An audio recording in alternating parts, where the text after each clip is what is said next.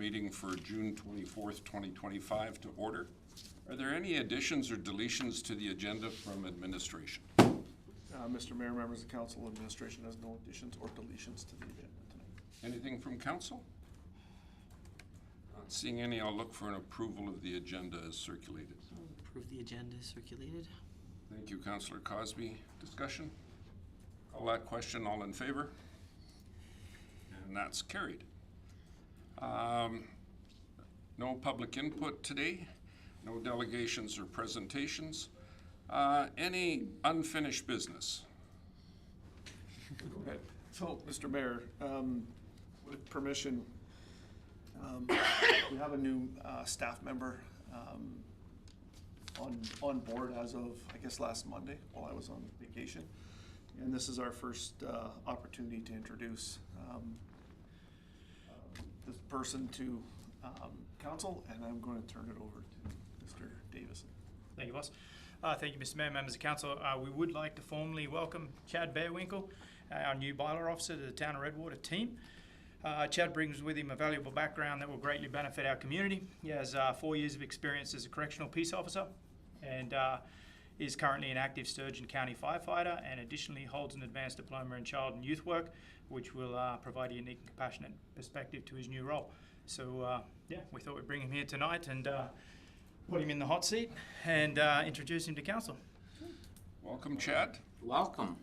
We're all glad to see you.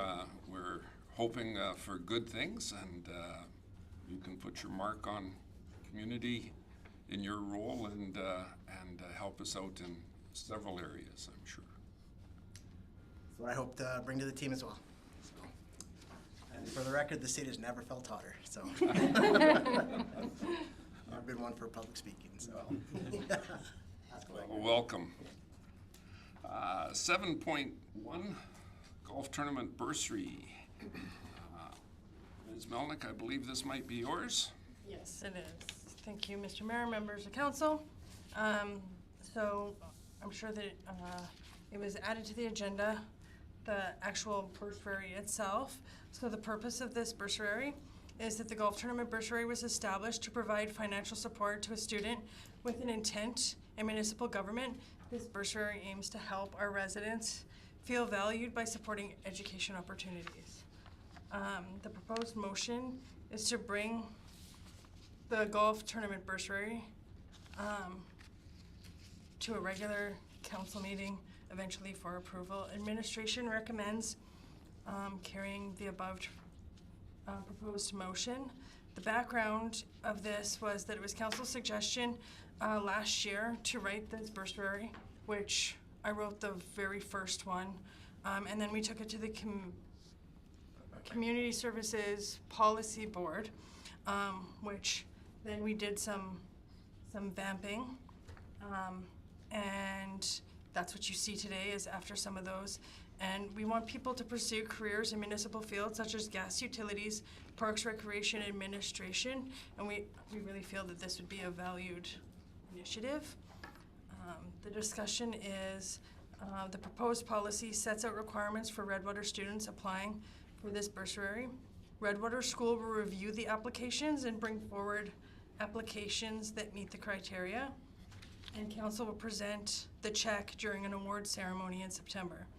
The proposed changes from the Community Services Policy Committee was to entrust Redwater School with the selection process, and then applicants can be chosen based on their interest and needs. There's no financial implications because all the funds are raised through the golf tournament fundraiser, and all proceeds are donated back to the community. There are some external impacts, and that's just that this initiative we feel will help the students feel recognized and appreciated, and may inspire them to consider future employment with the town of Redwater. It also aligns with all of our strategic alignment for economic and growth. It helps grow the local economy by supporting students in the town interested in our municipal government. It also engaging in community. It supports engagement in community by showing the town's commitment to our youth and our education. Service excellent. It'll help by developing skilled workers with potential to work for the town, possibly in the future. And destination choice helps make Redwater a top choice as an affordable place to live by supporting local education and encourages people to stay. And that's all I have for now. Thank you. Council. Councillor Williams. I move to bring the golf tournament bursary to a regular council meeting for approval. Thank you. Discussion. Go ahead, Councillor Olson. Thanks, Charity, for doing this up and everything, but we're missing out on the opportunity to get the, I'm gonna call them kids, into the trades. 'Cause all we're looking at here is, from what I understand, is a college or university type program. Doesn't really state, where is it here?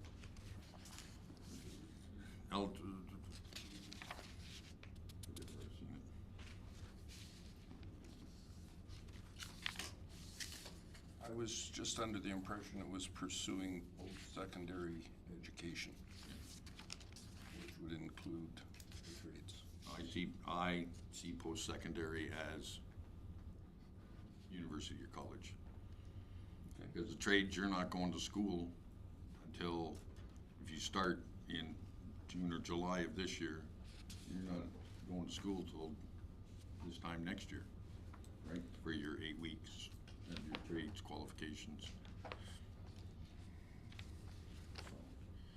And I don't know if, like, gas utility is a full-time course, or if the water wastewater is a full-time course.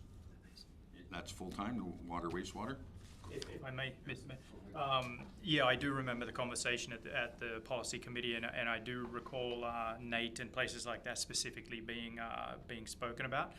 I do pick up your point there for sure. It does say post-secondary courses at an accredited post-secondary education institution.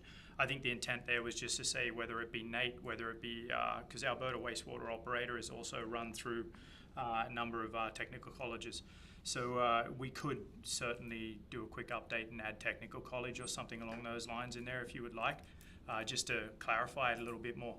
But as far as I'm aware, the bursary, even if it was handed out that year, would still be carrying to the next year if it was handed out. Correct me if I'm wrong, that was the intent as far as I'm aware, but Yeah, And Bill? Mr. Mayor, members of council, and Councillor Olson, certainly the discussion at the committee was not to, take out that opportunity for our, so if and I'm thinking off the top of my head here, maybe what we do is we just add, before we bring it back to council, some verbiage that says includes, and post-secondary includes college, university, trade school, apprenticeship programs, et cetera, right? could we not put post-secondary in as a definition and include those Sure. in the definition? And that would be work? one of the ways to do it. Yeah. And define post-secondary in that manner. I thought I saw something about here being, them having to be full-time. I just remember that comment in there, part in there. I don't know if that's, I read something else and saw that, or if it was in there. Because that kind of, if you're in the trades and you, 6.2, you're absolutely correct. causes a problem, because you're apprenticing, but you're actually working for 10 months and then you go to school for 2 Yeah, months. so we could, I think, I think full-time student probably doesn't work there. Yeah. So we'll make that adjustment as well. Sorry, I missed that. That's why we're here, buddy. No, We got bad, your not back. bad. I know we had talked at one point about whether or not this would apply for someone who is eligible for other scholarships. My preference would be this would be a standalone scholarship so that you don't get that situation where somebody takes 3 or 4 scholarships home at the end of the night. But I don't know how that fits with everybody's feelings. We can certainly clarify that in here and add that verbiage if you'd like. council's decisions. I agree to an extent. I just would hate to, if there is somebody too, though, that really, I know what happens. Some people go down and they go, there's a list of, okay, I can apply for this one, this one, this one, and they just apply for all of them, right? And they end up getting 3 or 4 or something like that. But at the same time, if somebody could really use it, you want to be careful in saying no to. Because I thought we had the school picking it too, though, right? So wouldn't they make the best decision too, and maybe not give it the same person 3 or 4? But I kind of agree with Dwayne too. If if someone had whatever they got valedictorian or whatever they got, and they got something for that, and then we didn't give it to them because they got that, it'd be. Tuition too is being a policy. It can come back at any time. Once we see it's working or not working, it can be adjusted as we go forward. So, you know, if we want to leave it as it is, I'm not going to lose sleep over that, but it was just a thought that from what I've seen at some of the award ceremonies, there's. It's fair, for sure. Go ahead, Councilor Wilson. Reading this, we got nothing to do with it. No. Okay. And is there a reason why? It's Primarily, going out as council's bursary. So, but we have nothing to do with it other than stand there with the check. Because we discussed it, right? That's sort of why I was asking that, because I'm not at that meeting, so. basically, the school chooses the student because they're with the student all day, every day. And all we would have is a 100-word essay to make a decision on, if it came through a council or a committee type of a decision. So it was felt that the school has the best decision-making information based on their continued work with the students all the time. And we think too, if we knew them, it'd be hard too, right? Sorry? And I think we talked about that too, if some of us knew them, and then it'd be hard to pick that person, even if they were just, deserving of it. Well, you can't really use that argument either, though. Oh, yes, you could. There's only 7 of us sitting here, and there's 22 staff. And they all live in town, some of them have been here all their lives, right? So it's like, Us know them really well, I'd find. know. Yeah, I'd find it hard to make that decision. If there was 2 there and you knew that one was good, I'd be like, That was the primary decision-making process at the committee level, was that by taking it out of our hands completely, it gives full transparency to it because it's just the school that's doing the selection. Using your thing before, we can go back and revisit that if we don't see that it's working properly too. We want more control. So basically, we'll see this, if we pass the motion that's been made, we'll see this come back to a regular council meeting. It can be tweaked or discussed further at that point in time if there's other things that want to come forward. But we need to look at the definition of the school. We need to look at, that was the only change, correct? Full-time. Full-time. And full-time, yes. And then go forward. Any other input from council? Mr. Van Buell? No, just one note for council. Our intention would be to try and turn this around for the July 2nd meeting. With the minor changes. Yeah. We come up with the definition, rework that one clause to get rid of full-time student, you'd have to be a student.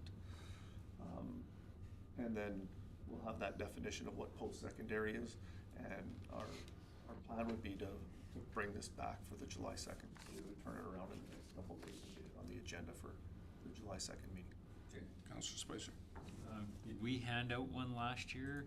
No. So then we would technically have 2 this year? Yep. are we handing out 2? No, because we're only gonna do the one, because this year's money won't technically be available till like October, November, December, right? Okay, so By it's the time better all the than we got bills are that paid. lag and, Yeah. okay. It gives us just a little bit of breathing room. We can get that 4 cents interest on that $1,000. Okay. So does that give you some direction and movement. Council's happy with that? Okay, I'll call that question. All in favor? And that's carried. Thank you. And thank you for the work on that. I know it was from scratch. There was nothing to go with, so thank you for that. Thank you. 7.2, council remuneration and review recommendations. There's no RFD to it, so I'm assuming Mr. Bambulis is just as a reminder for council as we go into the next agenda items. I have an RFP. 721. 7.2.1.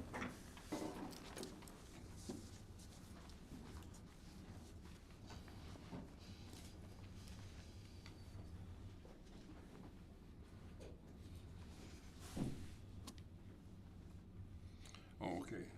Under 7.2, there is no RFD. It's 7.2.1. Okay. Accepted. All right, Mr. Mayor, members of council, so this is, I guess, here for the third time, I kind of think, to council. So as we all remember, the council, implemented a council remuneration review committee. Earlier in 2025, the committee went away and did their work, came back with some recommendations in late May. After that, council had a good discussion early June on what recommendations they wanted to see, was any changes to the recommendations, and gave administration some direction on where to go with on presenting some of these. And in a couple cases, asked administration to come back with some options. So that's what we've tried to do, at the bottom line. So what we've done is we've kind of reworked the entire policy and reformatted it to give it not a different flavor, but a different look, and try and make how the policy looks kind of correspond with the recommendations coming out of the committee. I think the first thing we did was we went back and we made some definitions for different types of meetings. And that came out of the discussion that council had earlier about what meetings are included in base remuneration and what meetings would be, paid on a per diem, and how would you do that? And I think there were some really good, valid comments from council about are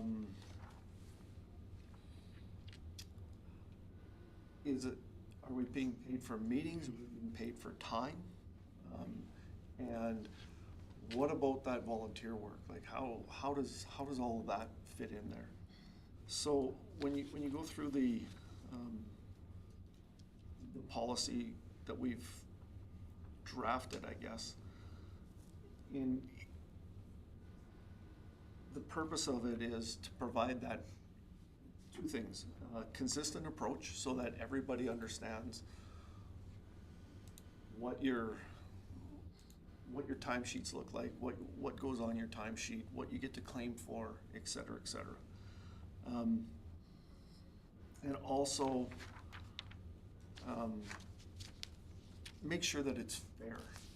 And I think the fairness piece comes directly from the committee, and being in the committee meetings. That was I think if there was one theme coming out of the committee, it was we want to pay. The committee felt very strongly that want to pay council fairly for the time that they commit, understanding that you're never going to get paid for every minute that you work as a counselor. And I think some of the council comments on that were very poignant about not doing this for the money, right? And you're not going to get paid for every minute. But the remuneration still has to be fair for council. So I think the first thing to do is to kind of talk about the definitions for the different. Go ahead. Just Mr. Van Buell, 7.2.1 is specific about COLA. I am ahead of myself because I'm on the remuneration. Yes. I My guess that. apologies. Mr. Mayor, would you mind if we did the No, that's that fine. one first? Because the COLA kind of is one of the, Integral parts. well, and COLA was one of the things that the committee asked, like specifically, it was under those other issues to deal with, right? And when we redid this policy, the other thing that came out of this was the committee remuneration. Because public members at large were included in the council remuneration part. And so one of the things we wanted to do is we wanted to kind of separate those and make separate policies around COLA, public remuneration, and keep council remuneration as council remuneration. So, Do you prefer 7.2.2 or 7.2.3? Or do you want to join them? Separate motions, so. I think they need to be separate motions. Because the COLA isn't really tied to the remuneration, and neither is the public member remuneration. It's not tied to council's remuneration either. And the reason we took that one out was because it kind of stuck in that policy under council remuneration, and it was just kind of there. So 7.2.3. Yes, and my apologies. No, that's fine, not a problem.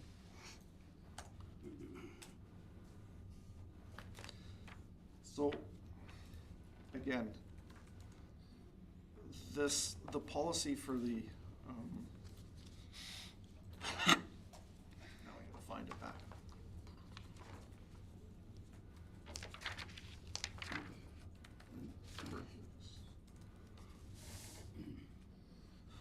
Council appointed members.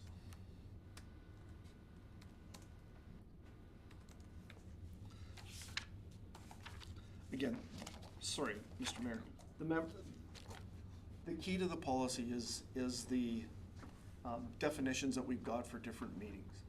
And what it allows council to do in this discussion is to say what meetings are, what types of meetings, and we've kind of categorized them, are in remuneration, in the base remuneration, and what meetings are going to be claimed outside of the base remuneration.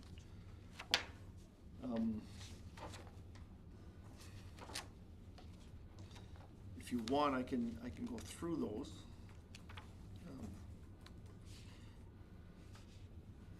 I can't find the report now that Sorry, which number are you on, Bob? 7.2.3.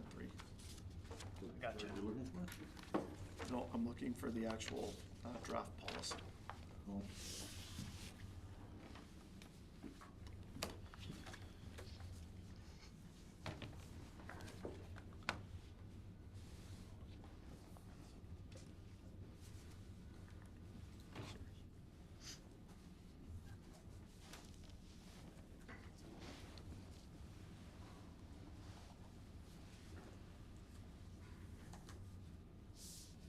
Don't read my emails.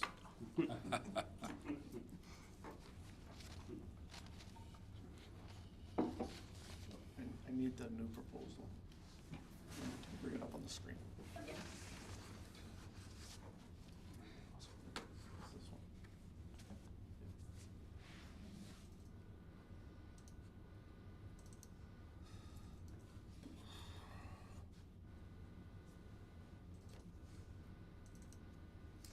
So, again, let's start with the base remuneration and how we've defined that. So, think the issue that council brought up and wanted some options on was the committee's recommendation basically said that council meetings are in the base remuneration, but basically every other meeting falls outside of that, including the policy committees, et cetera, et cetera. And the request from council to come back was, so what's an option if we put that in, right? And so what we did was, under the proposed definition 4.3, it says base remuneration is an all-inclusive amount provided to members of council for their time service with respect to attending council meetings, public relations meetings, and business meetings, either virtually or in person.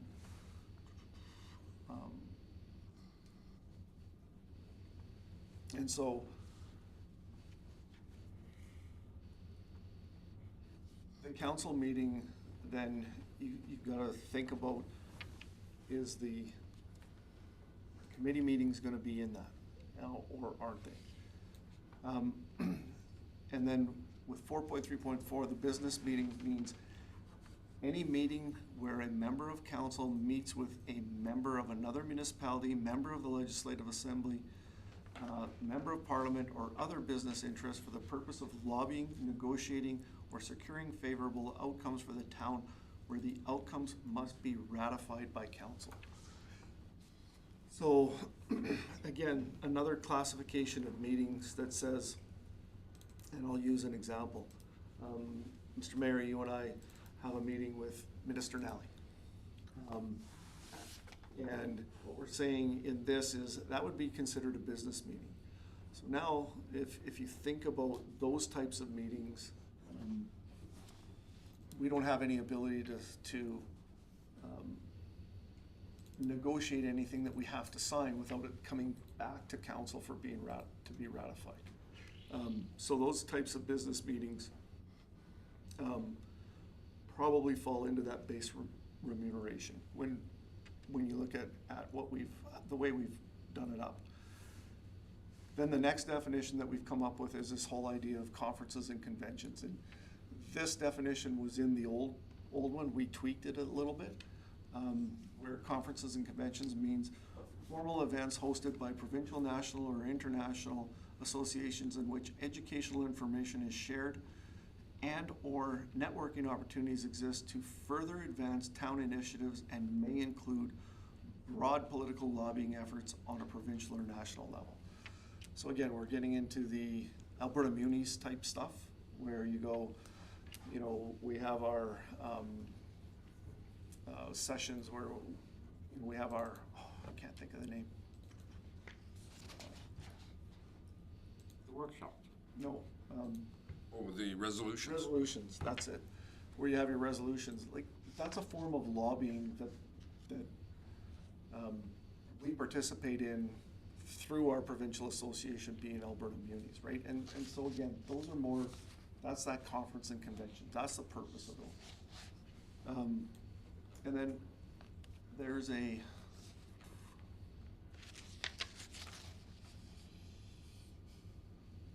council meeting means a meeting which has an agenda and in which the meeting participants are members of council and town employees, in which there is no external participants. The key here is there's nobody external from our organization participating in the meeting. There might be presentations, they're not voting, and they're not full participants in the meeting. And a council meeting includes all regular council meetings, appropriate council committee meetings, council workshops, council retreats, council orientation, and special council meetings. So we've just kind of given a broad, this is what the definition of a council meeting is. And then we tried to deal with this whole idea of daily time, and it came from one of the discussions that council had about, are you getting paid for meetings or are you getting paid for time at meetings? And so the idea here is when the committee brought in this concept of a 2-hour meeting, and instead of just under 4 hours, there's this, under 2-hour meeting, under 4-hour meeting. So if you go to a meeting for a half hour, let's just use that as an example, and then you have another meeting for an hour, is that 2 meetings under two hours? Or is that a daily time that is under 2 hours?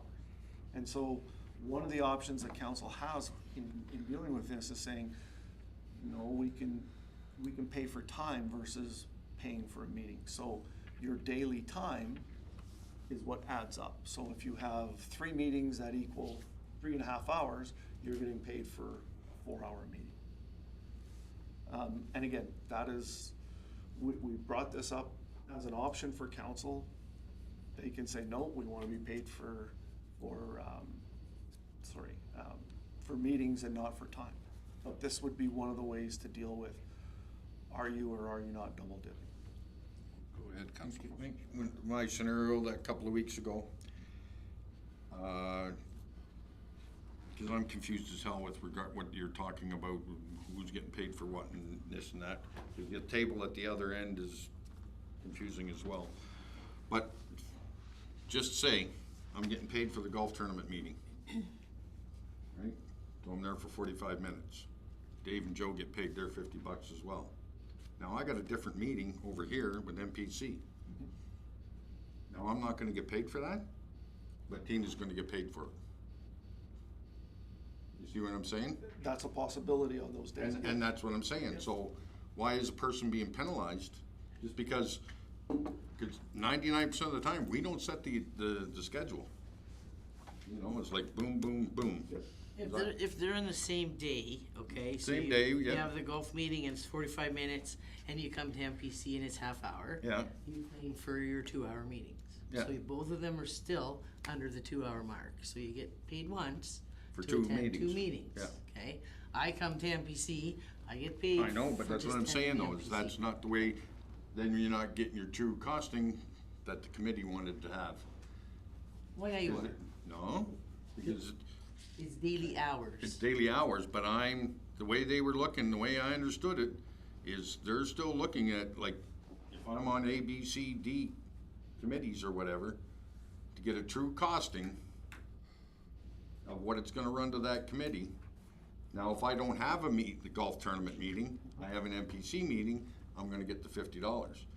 The next time we have a golf tournament meeting, I'm gonna get the $50. They're gonna get their 50, right? So, but you paid out $100 last meeting, now you're paying out $1.50 this meeting. So how are you gonna get the true costing if the person isn't getting paid for that second meeting? Because it is basically a different meeting, different agenda, different location, even if it's the same location. I'm not asking to go to FCM or AB Munis and go, I went to this breakout and I want my $50. So I understand that. We're there for the day. It's a learning session. You get I think it's $1.25 they recommend. But if you're looking for a true costing of what it's gonna run to the committees, then, Again, I don't disagree with anything you said. yeah. This is an option as a result of the conversation that says, how do you avoid to make sure that you're not double dipping? Because one of the conversations was, so what if I go to, and we have the leadership caucus, which is a day. And then I come back and, the leadership caucus finishes at 5 o'clock. And I come back and I have Community service. community services board meeting, Yeah. or Library. a library board meeting at 7. So this was the way of dealing with, there's a daily rate, right? But But are you again, taking the leadership, are you taking the 150, or are you taking the $1.25 for the leadership caucus? The leadership caucus would be a conference or a convention. Whatever. Yeah, but you see, you're So still it would not be a getting, $1.25 rate. So Yeah. you would be capped then at that $125. so you're still not getting the full costing of what it's gonna, and that's what they were sort of getting at, that they wanted a full costing, and for us to be, I guess, compensated for our time. And regardless if I mean, so you're gonna get $1.25 or $1.25 for spending 8 hours at leadership caucus. Then you're gonna come back and spend 3 hours at a library board meeting and still stay with that 125. That was the option Yeah. that we were asked to bring forward, so this is the option that we're providing. Yeah. I can't remember that option. Mr. Van Buell, one of the, I guess, considerations with respect to that is the fact that as far as the true costing goes, I had thought that the purpose of this was to establish our costs, not per se for each of the committees or whatever. So how much does it cost to send council to these various scenarios where Councillor Olson is suggesting that it's a cost associated to the groups, which is understandable. I know a little further on in here they talk about where you can't collect twice in the same day, but I would suggest that if you had a meeting at 9 o'clock in the morning, doesn't matter how long it lasted, an hour, 40 minutes, something like that, and then there was another one at 3:30 in the afternoon, you would then qualify for both of those meetings. You wouldn't group two meetings together when they're spread far apart. You would only group them together when they were in that same 2-hour window. Mm-hmm. Splitting hairs. Well, but I'm arguing that that's the reality of it. Sometimes you will get the situation. I understand, yeah. You'll get the situation where at 8:30, 9 o'clock in the morning, you're at a meeting, and then at 5 o'clock in the afternoon, you're at a different one. So those are totally different than two meetings back to back within the same time window. So, Councillor Butcher, you had your hand up. I'm gonna change it a bit. We were, when the ad hoc committee came in and suggested that we carpool, suggested that the alternates go to the meetings as well.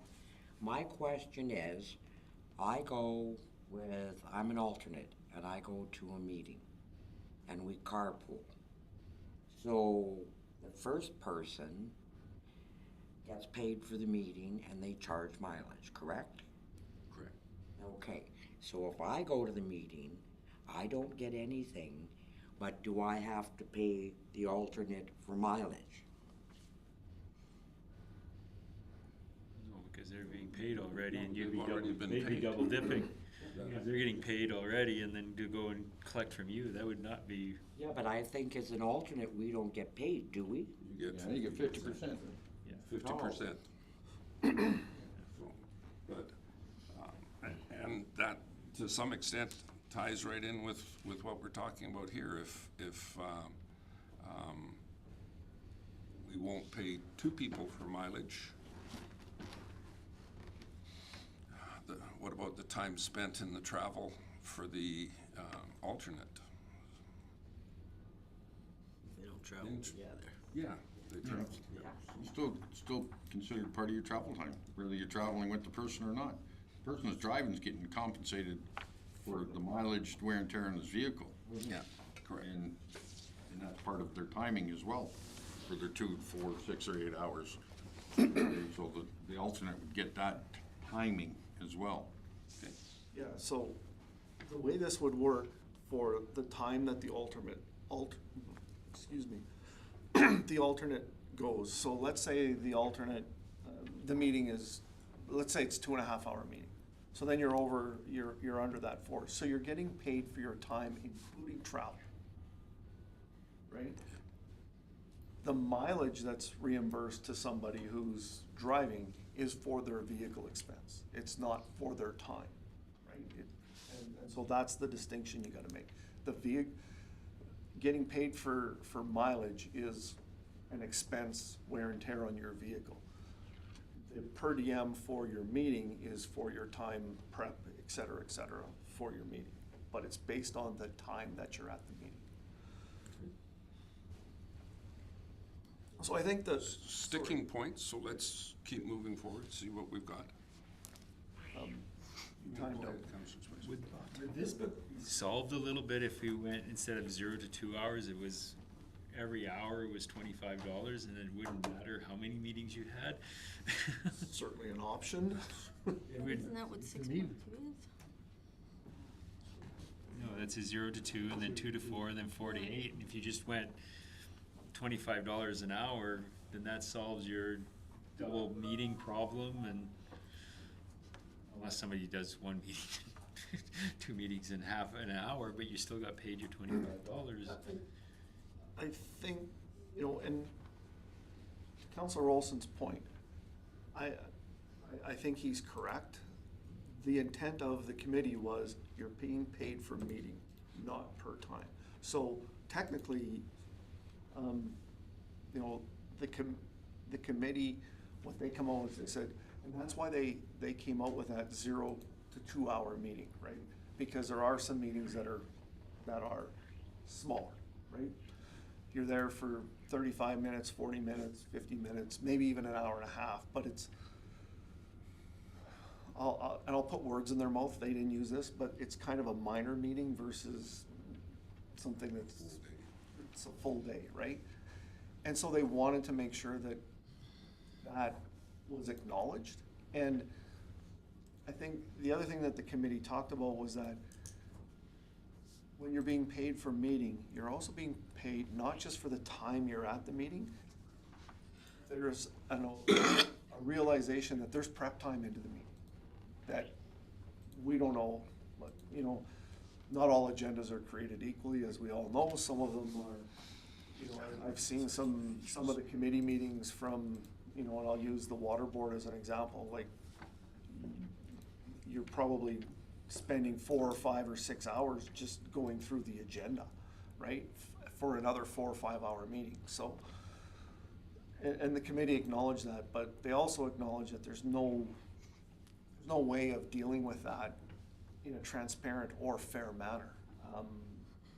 That made sense. So this meeting time was part of it. And so this 2 hour meeting was implemented because there's, when you're going to, and I'm gonna pick on MPC here for a second. You know, we have some MPC meetings that don't take very long. Doesn't mean they're not important. It means they just don't take the same amount of time, but we have to deal with them. You know, we can't kind of wait for 3 or 4 items to come forward. You know, when we get development permits, we've got to deal with them as per the EMJ. We've got a certain amount of timeline to deal with them. And we try to, you know, to be fair to our residents and our business community, we want to push them up as quick as we can. And so that's where that 2 hour, that's how that 2 hour meeting got born, if I can use that terminology. That was kind of how that came about. Again, I want to be perfectly clear here. The committee absolutely was on the same wavelength that Councillor Olson was saying, is that you get paid for meeting. They weren't worried about this whole idea of a 30-minute meeting here and then a 2 hour meeting, 2.5 hour meeting over there. They were not worried about that at all. It was, you're getting paid for meetings. We brought this because there was some, can we see an option? This would be the option. Is it the right option for council? All I can tell you is that the committee would probably say no. Again, but without talking to them, I can't say that for sure. Just being in the discussions with them, that was certainly not their intent. Their intent was much more along the lines of what Councillor Olson was talking about. Councillor Olson, just the discussion brought up the idea from Councillor Spicer of collapsing that window of the meeting. Do you see merit in that? Going to an hourly rate versus a chunk of time? I'm just trying to think because of, well, you see, I don't know, like tomorrow night, we got 4 hours of travel time. So right there, I'm looking at, if you're looking at it per hour, I'm looking at $200 travel time. And then 3 hours, we'll say, or so for the AGM, Well, you know, so. that would be your daily rate though. Yeah, I'd be on a daily rate then, so it's. But I'm looking. I'm looking too, like you said, it's, What, It's confusing. yeah, do we just say like an hour, like, we'll say, you know, MPC's a half an hour, do we put in for half an hour or do we put in for the full hour? You know, that's the other question. that starts to get. Then you start, yeah, then you start getting into $12.50. And is it, this would be my caution. I think we're getting into some administrivia here, because if it's 45 minutes, then is it Yeah. 3/4 of $25 or? Yeah. The realism to that though is what you might think you're saving in the, I was only at the meeting for 42 minutes. You're adding to the problem on the administrative side of confirming and everything else. And I think, you know, and I'm gonna go back to where the committee was, because I was in all of those discussions. Again, the time issue for the meeting isn't just about the time that you're there, it's about prep time as well, right? And I think if you do the per hour thing, I think you lose that piece of it. And I think in all, you know, and this is the fairness part for council, there has to be a recognition that, and our public needs to understand that the 7 people who walk into this meeting today don't walk into this meeting unprepared. I don't believe for a second that any of our counselors walk in unprepared. It's more fun. Sure. And like, that's part of the fairness here, right? Yeah, you're getting paid for a 4-hour meeting, Yeah. but there is, again, there has to be a recognition in this somewhere that you don't walk into a meeting and open up your agenda and go, here we go. Right? What are we talking about today? Kind of thing. And if you go to the hour, on a per hour basis, I think that nuance gets thrown out the window. But that's my opinion. Can you, sorry, Go ahead. can you explain this honorarium per diem options financial implications thing at the end? Because like, I'm confused with it. When you were talking about it, and I'm looking at this, trying to figure out, you know, like, Here's what we tried to do.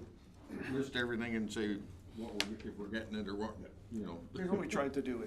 Again, there was a request for some options. So what we did was we said, if you use this definition, if you use this set of definitions, this is how it sorts out, and this is what your cost would be. If you use these other definitions, this is how this would sort out, and this is what your cost would be. Because if you see when you go across,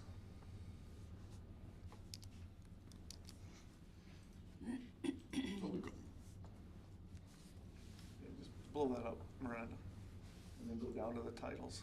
Oh, sorry.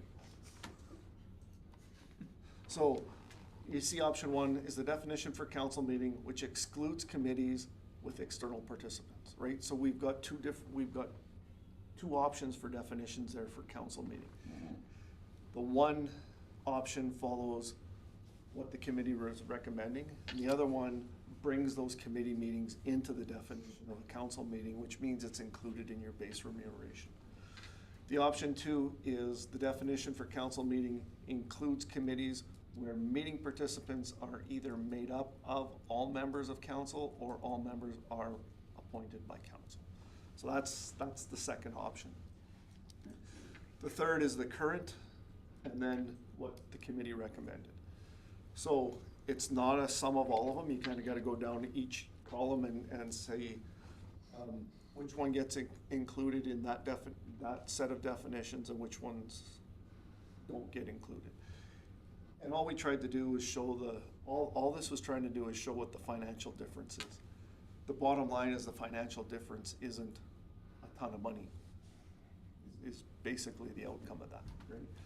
But again, what's that? Looking at this, it'd be about $8,000. Yeah, so, I mean, is that a lot of money? Maybe, maybe not, depends on your perspective, but again, I think that's all we wanted to do is show, hey, if you do this option, because you asked us to come back with options, it's really hard to make a decision on what option I want if I don't have kind of an idea of what that cost is gonna be for option one versus option two. So that's all that that chart has tried to do, is kind of give you an idea of what the financial ramifications are if you change the definitions or you include different things in your definitions. Does that make more sense now? It does somewhat, but there's still some titles on here, like joint use we'll use.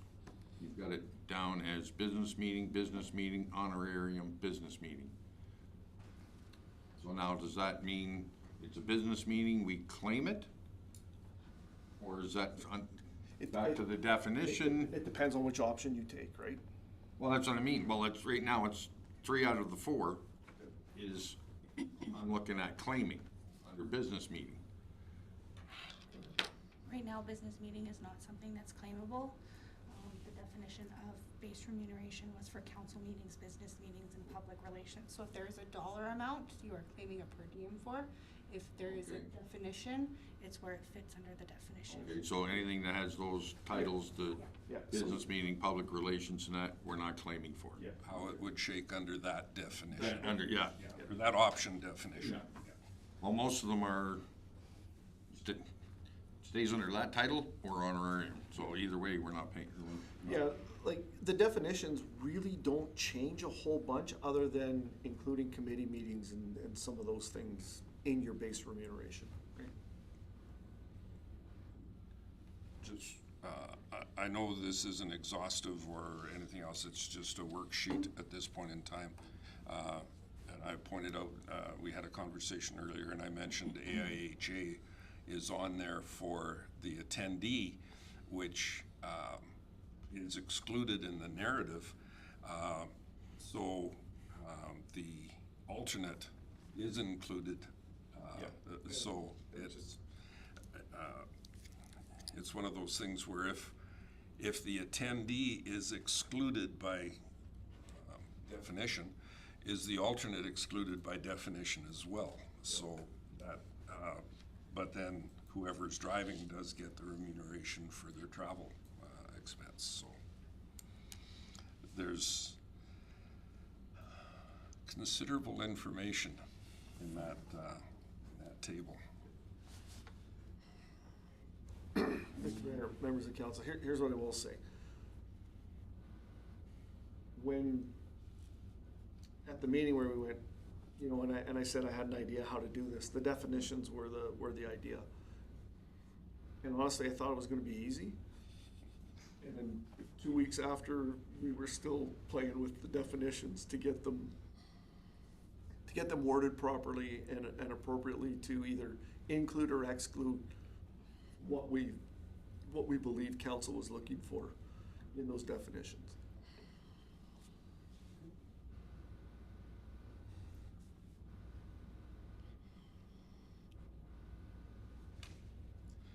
I know it's clear as mud, because there is an awful lot of information in there. I think to make it a bit easier, and that's why we included the committee recommendations, right? The committee recommendations are on the far right-hand side. Mm-hmm. You go back and you say, okay, this is all that happens in the, you know, these were the big changes, right? Because committee meetings, et cetera, were now gonna be based on your per diem and weren't gonna be included in your remuneration anymore. So I think that the issue is between what's current and what the committee recommends. That's the big difference.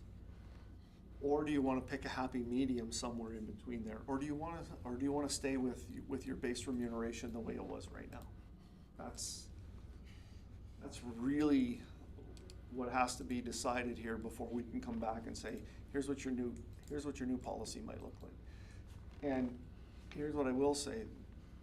Regardless of which way council goes, the work we did on the definitions, I don't think is a waste, because I think it really clarifies what meetings do what for our council. You know, the one that I didn't highlight was this whole idea of a public relations meeting, right? Because we do some things where we don't take a daily rate because we're going to the opening of Dairy Queen. That's part of your council, you know, that's part of that public relations stuff. And so that's what we tried to do with that whole, you know, capturing. It doesn't have an agenda. We're not really lobbying. It's not a conference. It's, what is it, right? And as council talked about, there's this thing that you gotta do because you're a counselor, right? That's part of the gig, right? But it's not a council meeting. Let's not, you know, let's be clear. You know, when we do the grand opening of the Dairy Queen, or, you know, we're flipping burgers at a golf tournament, or seniors day, or whatever that is. That's not a meeting, but it is part of it's part of what we do for public relations, and it's part of that base remuneration. I think I heard that loud and clear from council, and all we wanted to do with that definition is kind of summarize what that includes, so that, you know, when the next council comes, we go, no, that it doesn't fit this definition, it doesn't fit that definition, it's that definition, right? And that is included in your base remuneration. So, regardless which way council goes, we would still present whatever policy looks like with those definitions. It's just a matter of whether they're included in your base remuneration or whether they're not. That's. Council, anything further? What would we like to see? What are our preferences?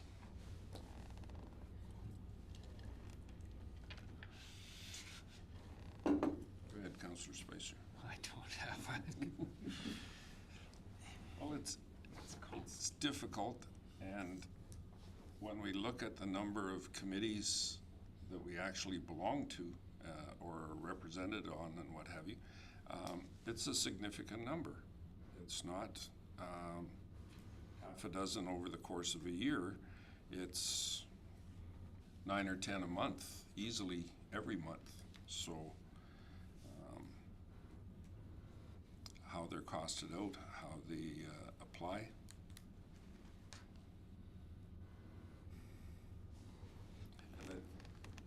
Go ahead, Councillor Butcher. This is a lot to digest at this, and I think we're on a big learning curve.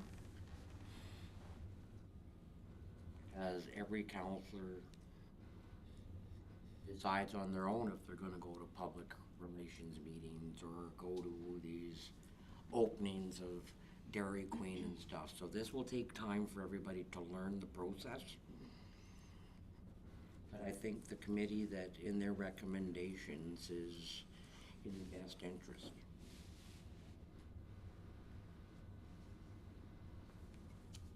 Go ahead, Councillor Olson. Leave it as is.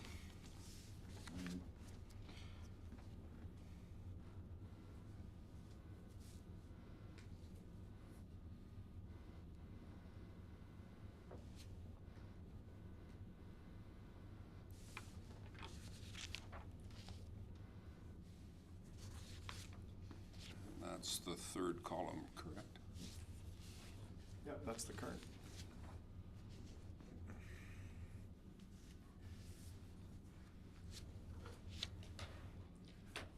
Go ahead, Councillor Swisher. Something I just noticed on here, and what do we do with committees that come along later? Do we have a definition for those? Well, that's, Ad hoc. so,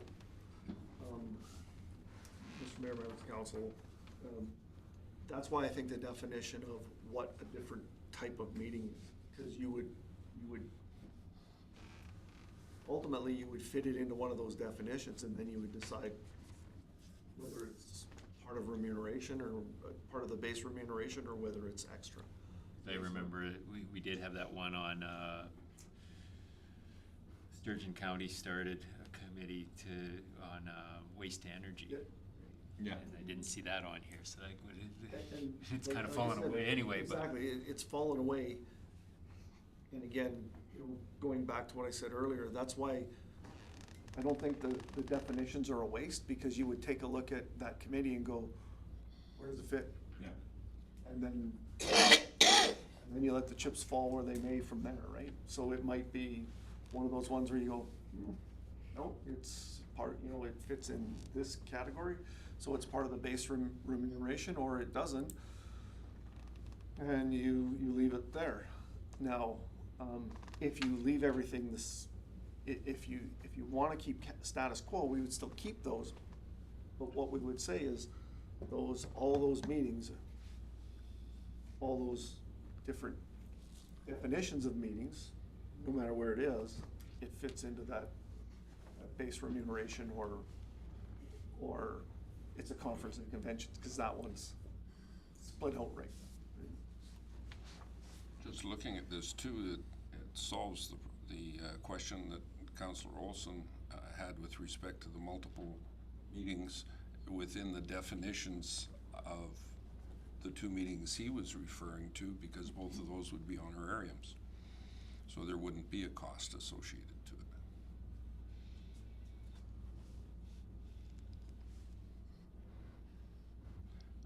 The table shows MPC and golf tournament would both be honorariums.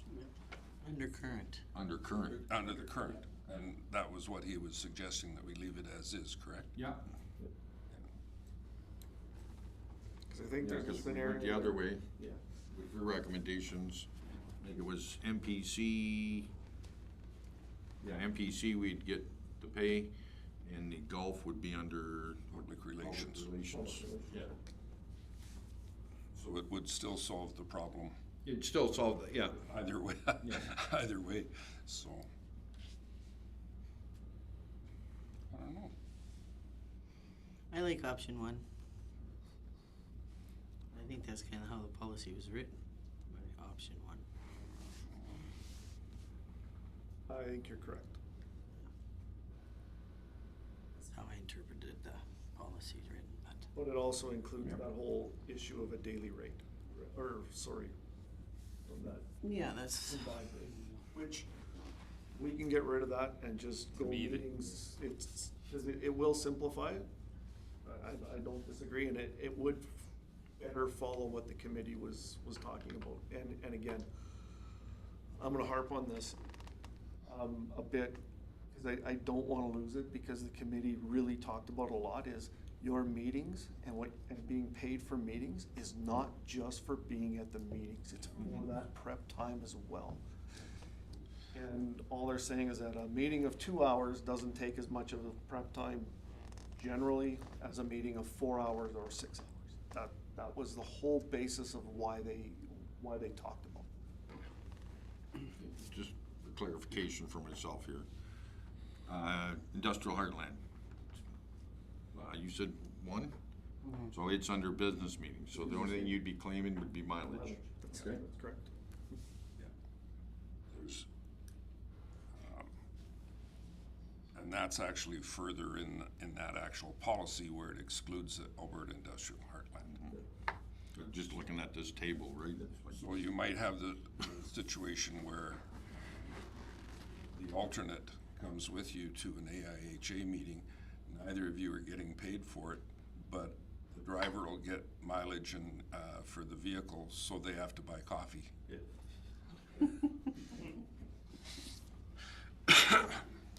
Option one does have some benefits to it, I think. You'll have to It's put that in, Miranda. No, the buying coffee, Yeah. or the business and pleasure, or business and, what was the other one? Public relations, yeah.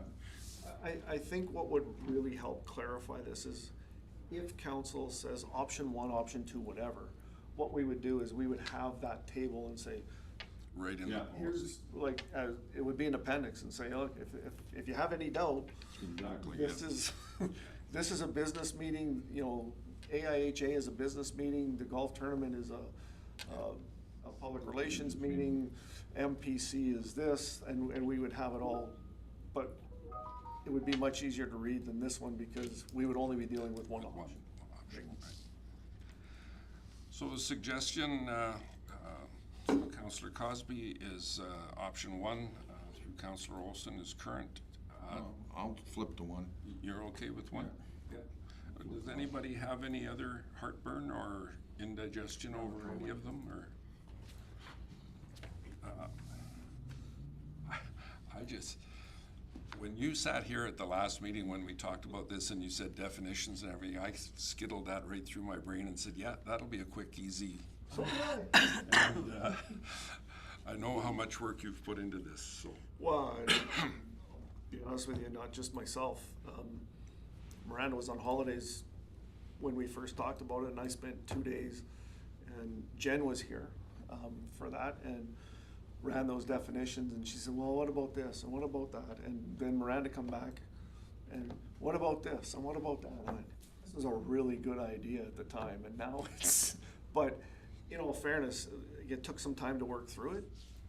But like I said, I no matter which way you go, the definitions will help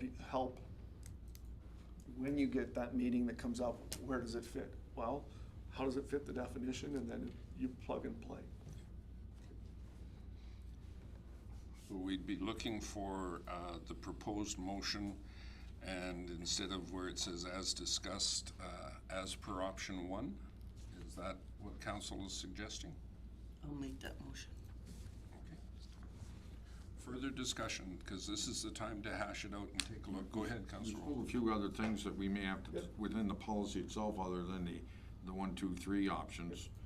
Because I know, what was it, meals I was looking at? It says we're eligible for the reimbursement of, according to the CRA meal allowance, but doesn't state anywhere in here that if you go over that limit with the receipt.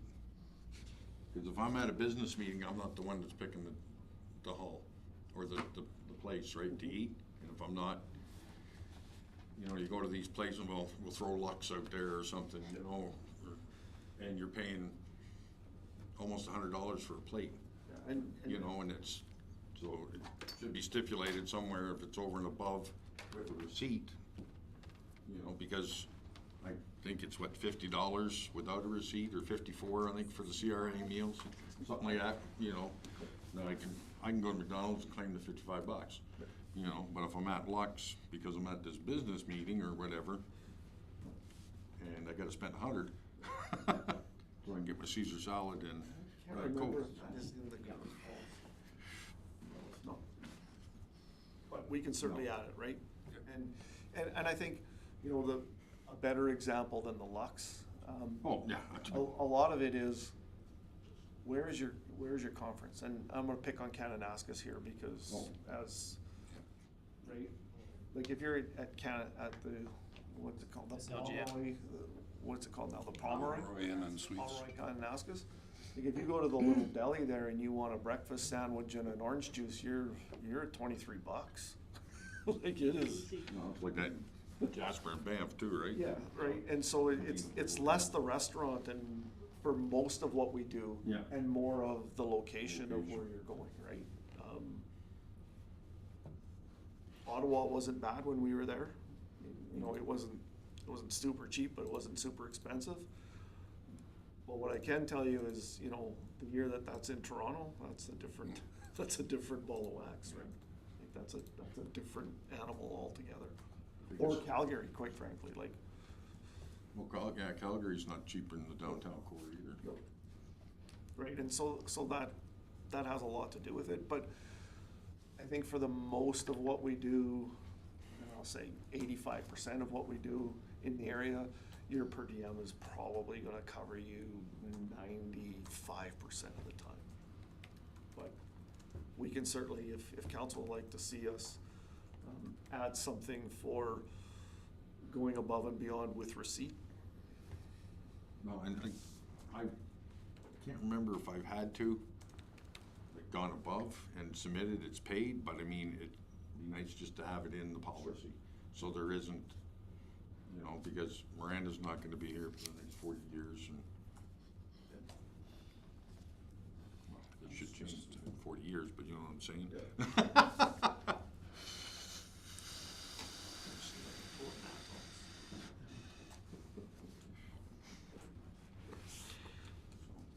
Well, they need to be even for the mayor, deputy mayor, when they're signing off the timesheets, right? Yeah, just easy. Travel expenses and everything, so. So if somebody wants to make that motion, we can add that verbiage pretty easily.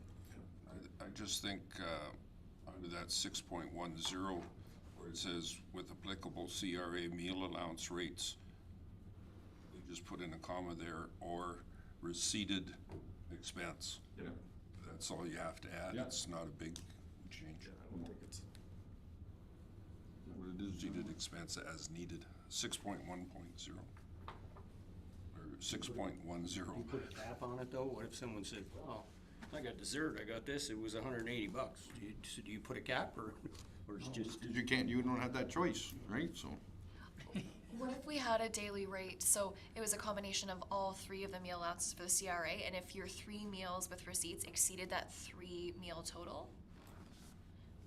Because on the other end of the spectrum, the allowances for breakfast and lunch, unless you're somewhere like the Pomeroy, it can exceed that. So maybe you spend $8 for breakfast or $12 for breakfast and $15 for lunch, and then a really expensive place for dinner because it wasn't your choice. If you net all 3 of those compared to what the 3 totals are for the CRA rates for a day, and if you come up over, then you're reimbursed under we could still, that higher of, lesser of. could still run into the scenario where we're over that. Oh, 100%. And in that circumstance, then you would be paid out the difference. Yeah. That's it, but so, just leave it as is and with receipt. Yeah. Because it, you know, instead of sitting there and, because you might not, because we might not claim breakfast and lunch because those are usually with a conference or included. Most conferences and that, we don't get suppers. So,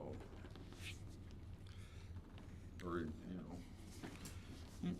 Council have a preference? I kind of like the idea of just making it a receipted expense if it's more than CRA.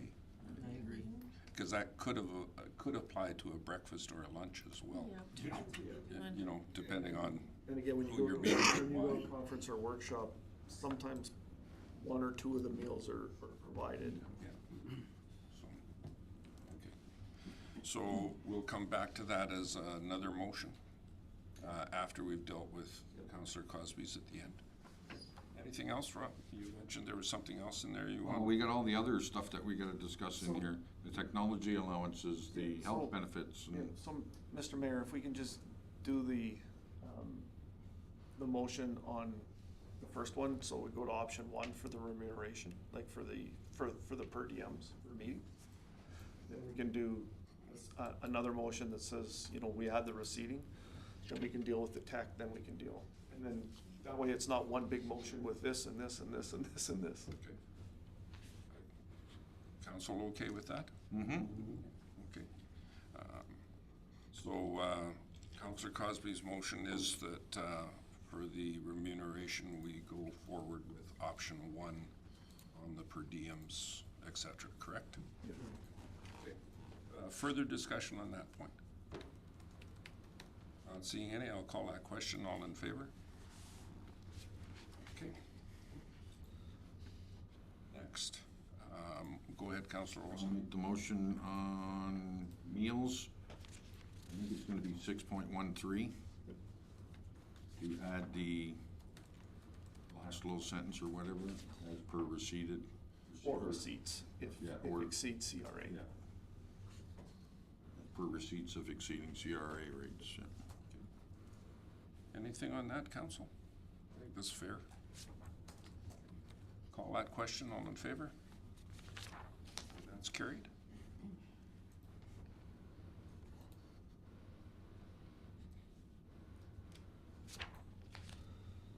So the next ones were,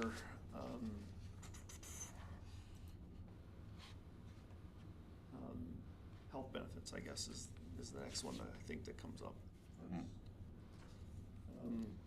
So the committee recommendation was 80-20. That was, we didn't have any other things, so that's what the draft policy talks about is 80-20, except for dental, which is 50-50. Any questions on that one? I think that's what we decided on at the last meeting. So that one's good. Technology. So this was a new one. The committee recommended $50 and $50. Council gave us direction to do 25 and 25, which is what this is, so that would be the next one to deal with. Go ahead, Councillor Olson. Can we put a paragraph in there stating whether or not we will still be receiving an electronic device? Because it's, some of the other programs that you looked at, that $25 or $50 a month was to go towards an electronic device. If you looked at some of the other municipalities, I guess you can say, within their cohort. Yeah, so there's no change to that policy, that we still have the ability, because we got rid of, sorry, we didn't get rid of, that's wrong terminology. The committee talked about this whole idea of cell phone or bringing your own iPad, et cetera, and our policy right now is mayor gets a phone, and a laptop, and then there's this device, and there's no, that policy is separate from the remuneration, and we don't have any direction to change that, other than what we're gonna be doing administratively is probably syncing more to, what did I say, more away from the Apple products, just because they don't talk well with our system. I'd like to make a recommendation that the mayor be excluded from this portion of the policy. And the reason,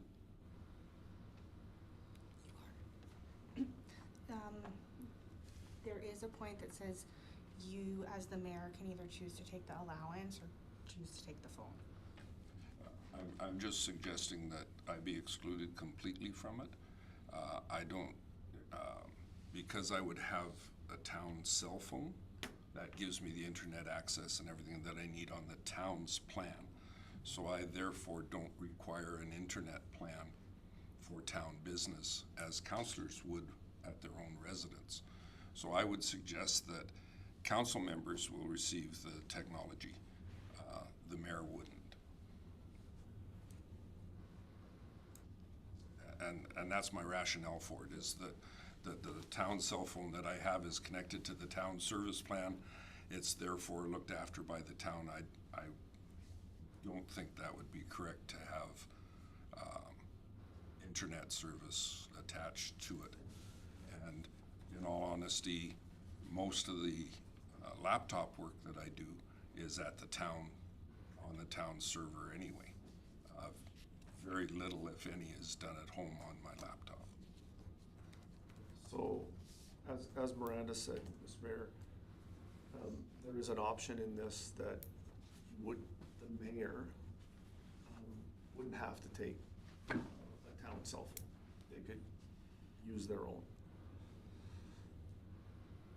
But that wouldn't solve the internet issue necessarily, right? More than there, council members do not have to take this if not, they do not want it. And I'm just thinking, the other policy you referenced requires the mayor to get a laptop and a cell phone. Yep. So that would mean that policy would have to get changed. And I'm suggesting that because the mayor gets a laptop and a phone, Just exclude. that this would be redundant for my needs, for what I do on a daily basis. And it's $50 a month. It's not like it's the end of the world, but it is unnecessary in my opinion, that's all. I don't know what anybody else thinks, but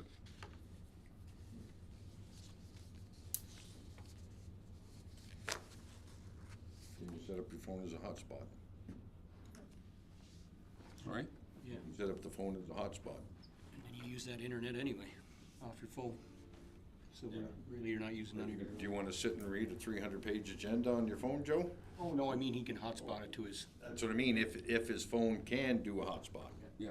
That's, And the hotspot depends on how many bars you have. well, yeah. I found that out the hard way.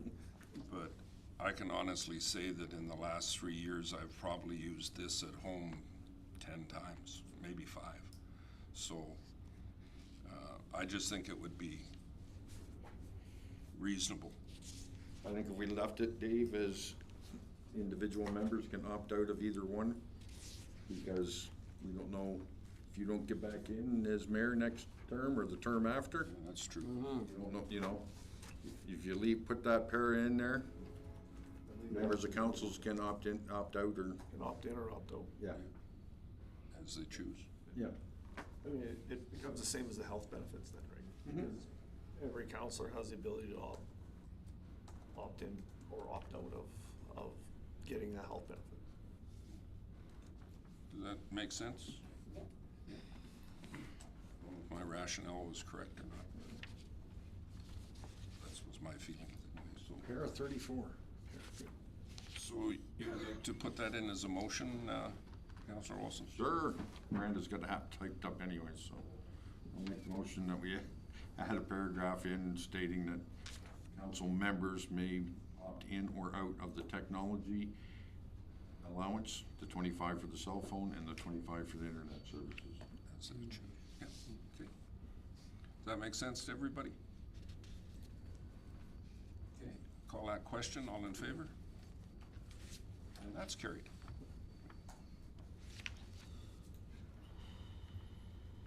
I don't think there was anything else in this one. No changes, we're okay with the way the health and wellness was written, just to go back, we don't need them. Okay. Can I ask a question? Go ahead, sure. Currently, we get an honorarium and allowance. Are both, those are both separate. Are they both taxed?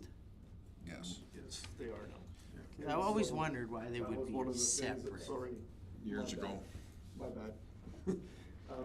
What we did was, in the base honorarium, was we combined them as one. Salary. Because, No, I agree with that. That's right, and it goes back to 2017. 2017 was when they said it was going to change for Change, 2019. Yeah. So what used to happen was there was a certain percentage of elected officials that were tax-free. And so that was quote the allowance piece. And then when it changed in, I thought it was 2017. January 1, There 2019. you go. And so that's when, and here's, I don't know what happened here, but I know when we did the survey, because I was at Parkland County at the time, first thing every council did was they went back and readjusted their pay to Compensate. compensate them for Compensate, the, yeah. right? Yeah. So if it was a potential cost-saving measure by the federal government, I think they lost for the most part. No, they just filled their coffers with more money. Well, And they didn't even know anything about it. We talked to Dane about it. Really? I don't know. I think in the RFD, I skipped through, but I didn't mark it. There's a comment in there with respect that our reforms will have to change. yes. So we'll be looking at different remuneration forms once everything's ironed out and what have you, so. Yeah, in the That'll probably policy, do- the do- responsibility of the administration is to make sure that our forms match what's happening. And the other part of this, and again, there was some big aha moments when I was going through the notes that the committee members made about, from the interviews. I think one of the things that we, as administration, really have to zero in on is making sure that our counselors and our elected officials understand what's in their packages, what their pay package looks like, what their benefits package looks like, et cetera. Because from the comments that we got, it was real clear that some people had a better understanding than others, and that's, quite frankly, that's not on our elected officials, that's on administration. That's gotta be part of the orientation, and it has to go beyond the orientation, because if you think about this, let's say we have 5 of 7 new council members, just knock on wood, that's what happens. The amount of information that gets thrown at a new councillor in that first 90 days, if you tell them once, it's the chances of it sticking and the understanding being there, and it doesn't matter whether it's their pay package or whether it's financial information that we're giving a new council, somebody who's new walking in. We gotta make sure that there's some redundancy to giving that information and getting that message so that it's not just heard, but it's understood. Because hearing it and understanding it probably aren't necessarily the same thing.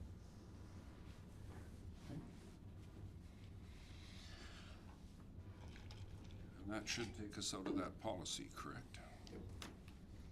Anything else on that particular policy, council? Anything anybody had flagged?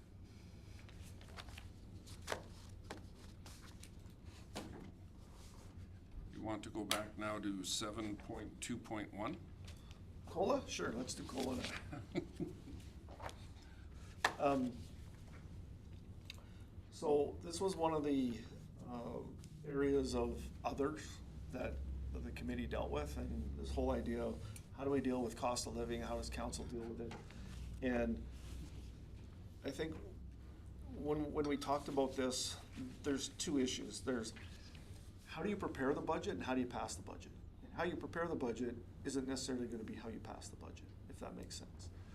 And the issue here is how do we bring forward a consistent, fair, transparent approach to dealing with COLA for not just council, but for staff as well? How are we going to deal with that? And so what we did was we basically said, here's how we want to deal with it. And what we said was we want to use,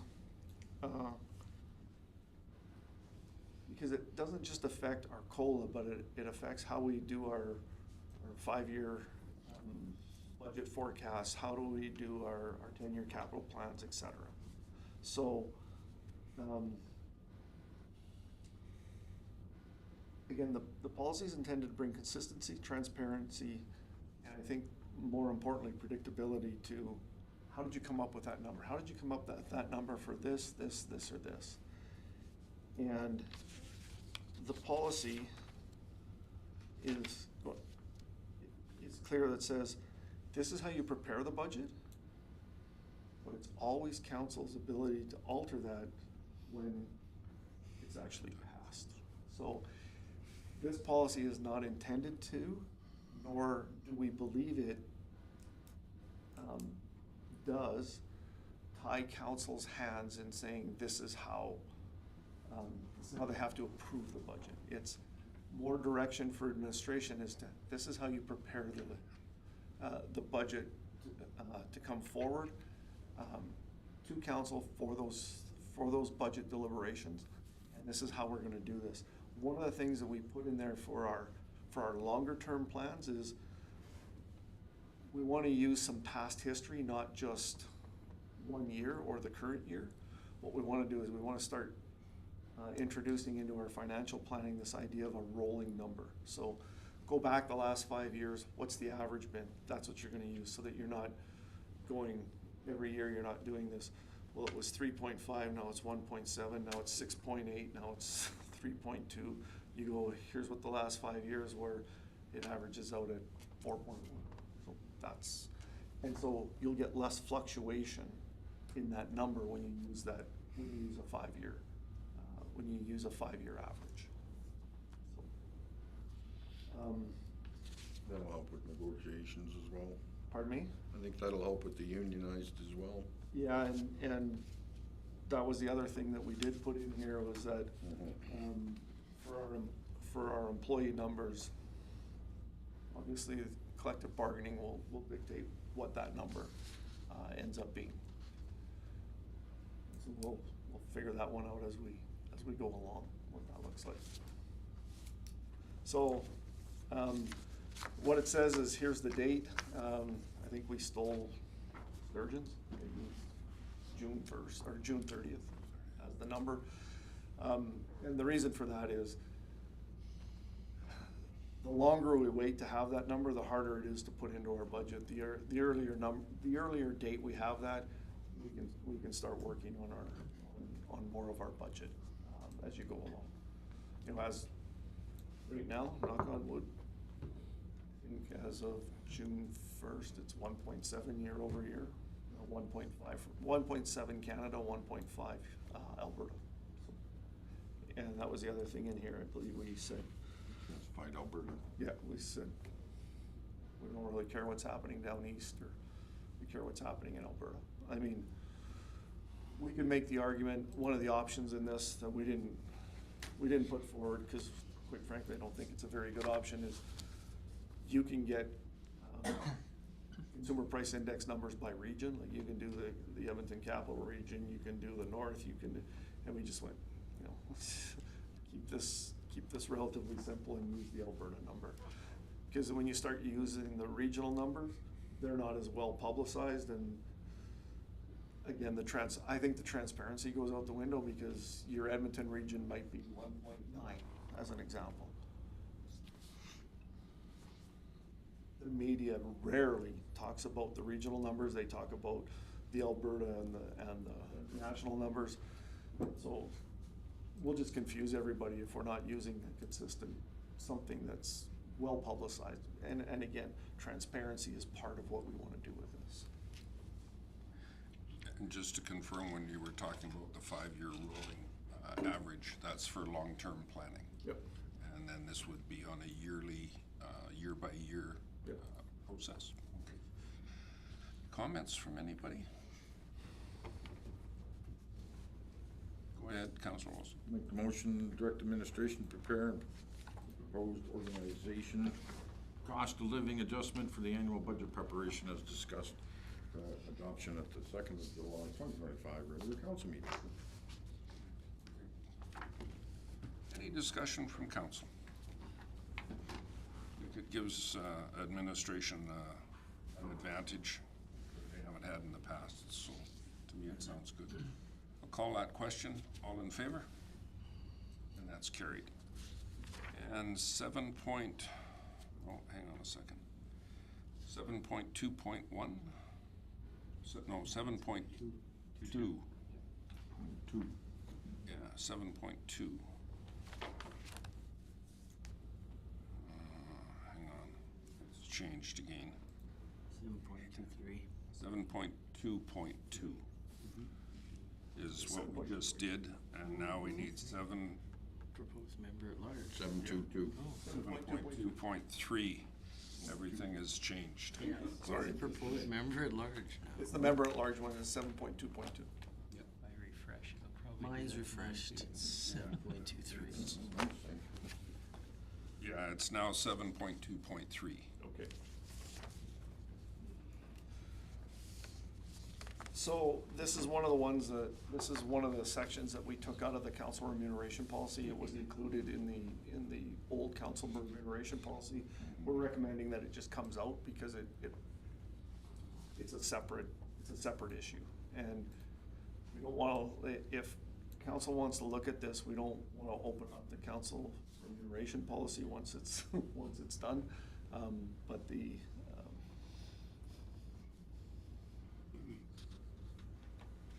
policy for our appointed members is certainly, I think, open for discussion. What we've done in this is, we haven't changed anything. You added a few. We added, but we haven't fundamentally changed what we've added some options. But, the question is, do you wanna deal with those options now, or do you wanna wait for a new council to do them? Our issue is, once we approve the new council remuneration policy, we don't have a policy for this, so we have to do something with it, right now.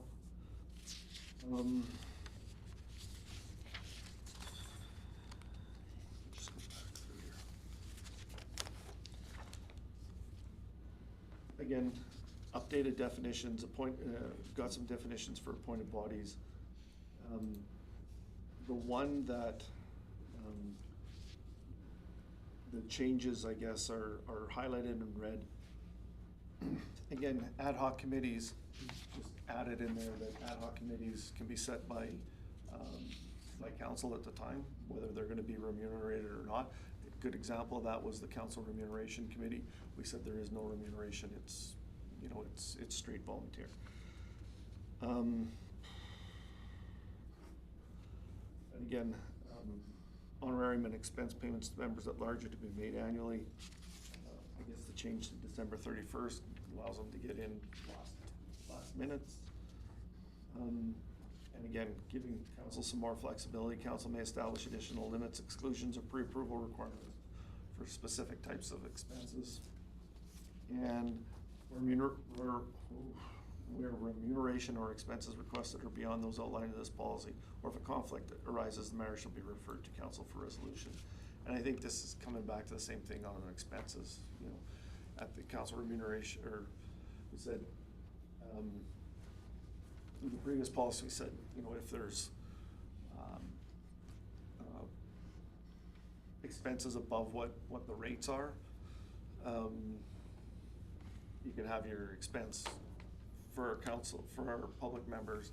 It's sort of, we'll figure it out. If we can't, we'll come to council and council can tell us what to do. But we'll use those guidance from other policies to set our practice, I guess, on how we do it. Go ahead, Councillor Olsen. I think sticking with, what was it? Which pages here? Option 2, I think it is. It's basically the same as we're doing. Yes. For remuneration for out-of-pocket expenses, travel, and so on and so forth. Yep. To have 2 separate policies would be ludicrous, and it would be. See like we're pulling our hair out now, I'm thinking about it. To have 2 separate policies, I think would be Again, ludicrous. if you're comfortable with those, certainly easy policy to write. Yeah, because I don't know of any of the committees that, where we got members of large travel. Go ahead, Mr. Witt. The only situation with that would occur is the intermunicipal subdivision Yeah. appeal board, but we haven't met since 2019. That's, Still exists. isn't that on the, Those rates are set by the board themselves. yeah, The meeting rates are, Yeah. but not mileage, I don't think. I thought, don't they get paid by the township that, or municipality that calls the meeting? It's one of those committees that very rarely gets used, so we don't. The last one was 2019. Yeah, so we don't know much about them, other than there's a title and somebody appointed. Yeah, because I thought, I thought it was like the municipality having the SDBA. Subdivision Appeal Board is the one that's responsible for expenses, I guess. I remember it the same way, but that doesn't make it. I know.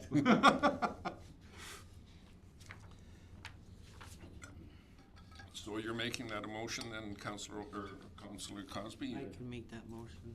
Council direct administration to prepare the proposed member at large remuneration and reimbursement policy as discussed for adoption at the regular council meeting. And by as discussed, you're referring to option 2? For sure. And that includes for claim approval as well, right? Yeah. Councillor Olsen? I do have one more that I wanted to bring up, was 6.1A. We're limited to only 12 meetings a year.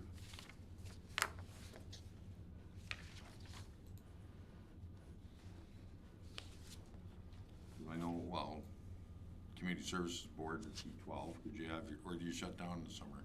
Yeah, it's usually a shutdown. Yeah, okay. But I mean, we could have 20, 30 MPCs, you know, depending on what's going on. Somebody wants that 8'6" fence, or, you know, and yeah. No, yeah, I'm just saying, it seems like we're up to 12 meetings a year, right? So, sort of handcuffing yourself on some committees. think that would fall under that one provision where, if, what was the wording here, where it says if it doesn't fall within this, it can be approved. Council may establish Yeah. additional limits, exclusions, or pre-approval requirements. Yeah. So if all of a sudden MPC or something is saying, But that one is specific to types of expenses. Yeah. That 6.9 is specific to types of expenses, so So, this policy was written before we had the NPC.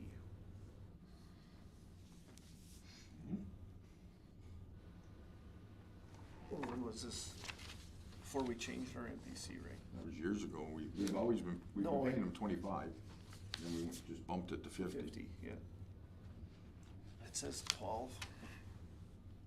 How many have you had last year? You know? Oh, we didn't have that many, but I would hate to restrict it, Yeah, to Counselor Olson's point, to restrict it that depending on what is going on, all of a sudden we're gonna say, wait, we have to go to council to get approval to have this meeting. I would hate to restrict it.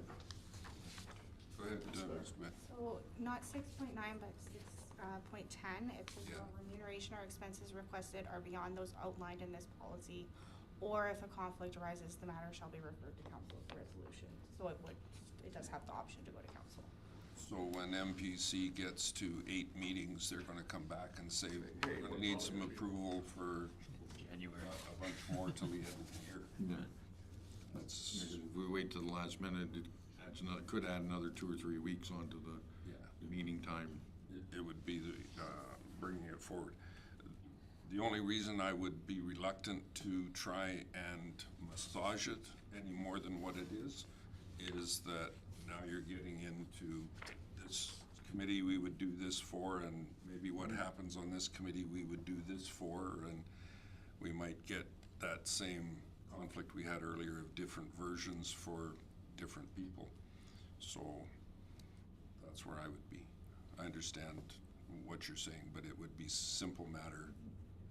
2/3 of the way through the number of meetings, Mr. Davison comes and says, community services got a stack of stuff that they're working on, and it's gonna be 3 or 4 extra meetings. It's just an agenda item. I'm just trying to think of how it could be mentioned in order to I don't have a quick, assistant. I don't have a quick answer for it. No, like, it doesn't have to be in this policy, but how to, like, same as, like I said, with Miranda not being here 40 years, neither is Trina. But somewhere that, you know, at once MPC or one of these committees that do have members at large reach 8 or 10 and have the possibility of going over to 12, to sort of flag it, you know what I mean? Up to 12 plus or minus meetings? So, Could be more than 12, could be less than 12. yeah. You wouldn't put like a trigger point in there for the department to bring it forward for approval. We wouldn't if it had 12 plus or minus meetings. Ms. Lane first, and then Again, to my point, I wouldn't want to restrict, given that for a development permit application, we have a limited amount of time to be able to approve it.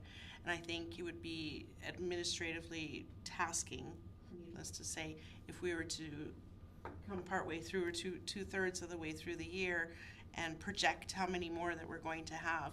I wouldn't want to have to restrict having an MPC meeting or having to put it on hold because we have to approach council for more time. So to that, perhaps we can put with the exception of the Municipal Planning Commission and then carry on with the sentence of limited to 12 or however that works. Because it does have very small municipal or financial implications. go ahead, Ms. Dismal. So what if under administration will be responsible for, we include Counselor Olson's suggestion to like pre-flag, pre-approval, that there may be more meetings to bring to council. That's what I was trying to meeting. think of. Yeah. Should it be here or should it be somewhere else in your books back there, you know? I was just thinking that if we had under 6.1,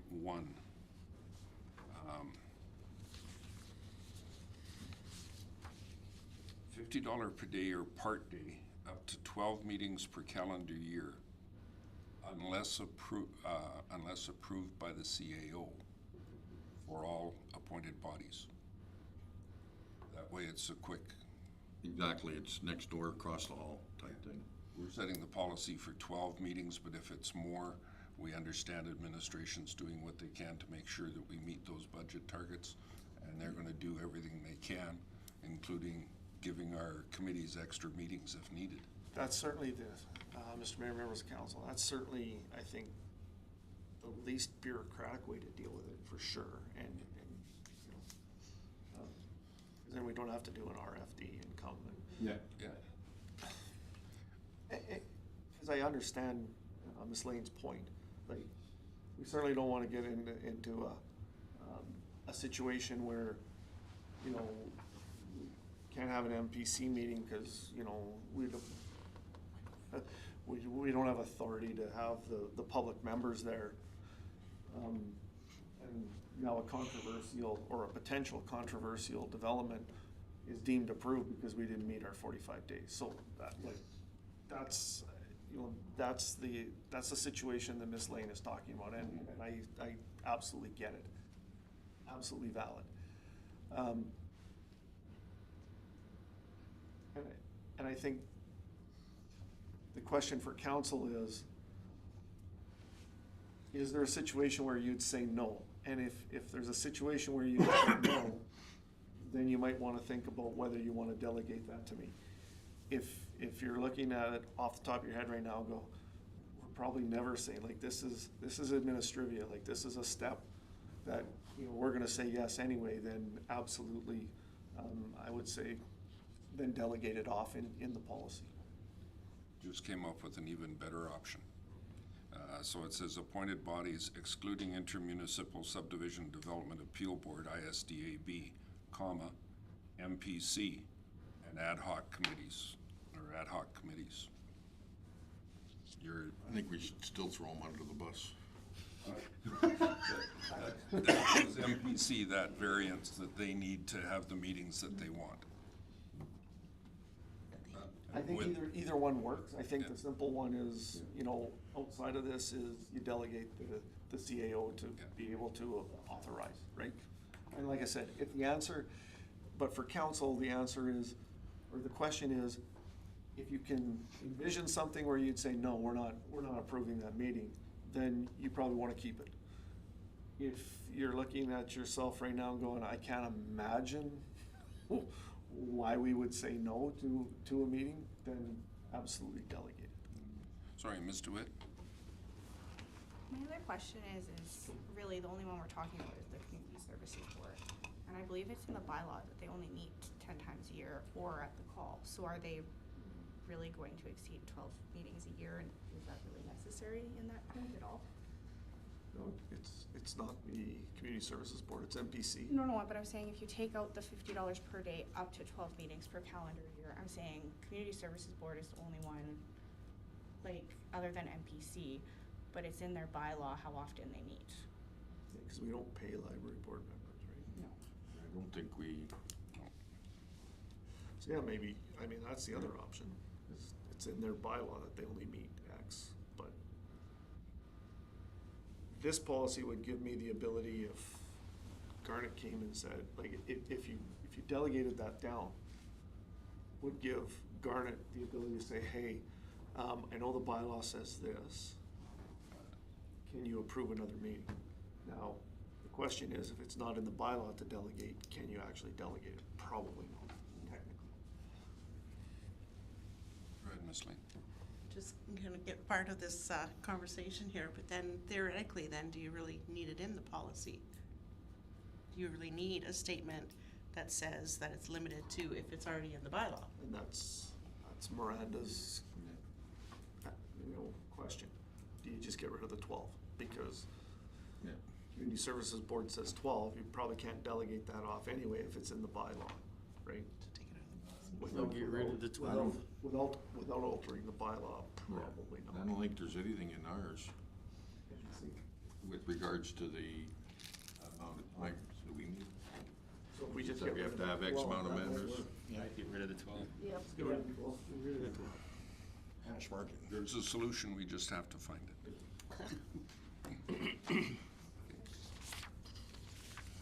So that would be one change we would like to see in the policy, something that encapsulates that problem.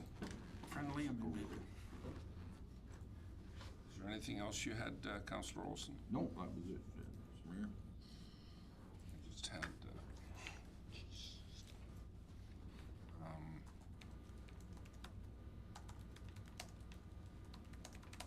there was, I did have something flagged here. Just a minute.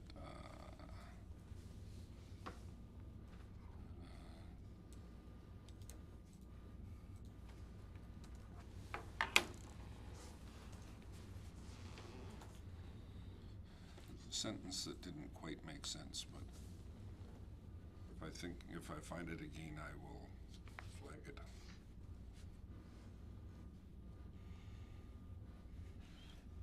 And Councillor Cosby, did you put that motion on the floor? I did, yeah, Okay, with the amendment of pulling out the 12. with the amendment, thank you. So the motion is that we proceed with the policy as presented with the exception of the 12 months and option 2 Option 2. in the RFD. Okay. Any further discussion? Not seeing any, I'll call that question. All in favor? And that's carried. 8, new business. I'm wondering if council would present a motion for a short recess. Councillor Olson? I'd like to make that motion for a 10-minute, 5-minute, 12 and a half, 10-minute. 10-minute recess. Just give us a minute to get the electronics done.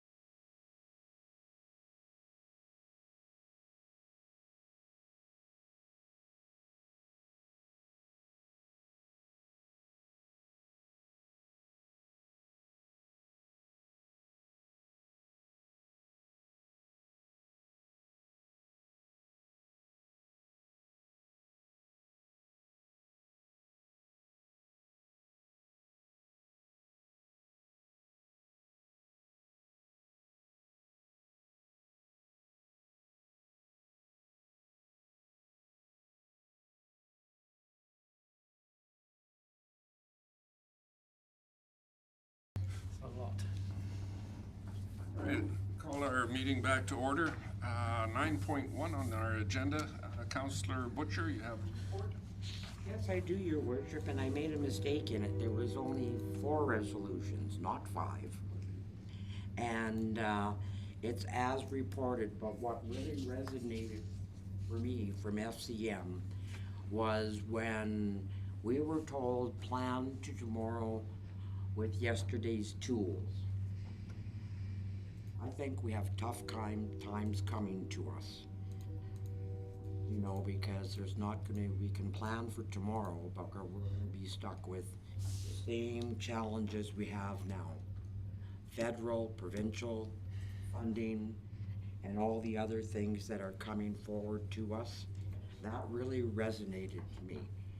I think we have to prepare for going back and using some of our old tools and toolboxes that we've been provided. Councillor Melnick, anything to report? Nothing to report, Your Worship. Councillor Williams? No, nothing. Councillor Olson? Excuse me, nothing, Your Worship. Councillor Cosby? Nothing. Councillor Spicer?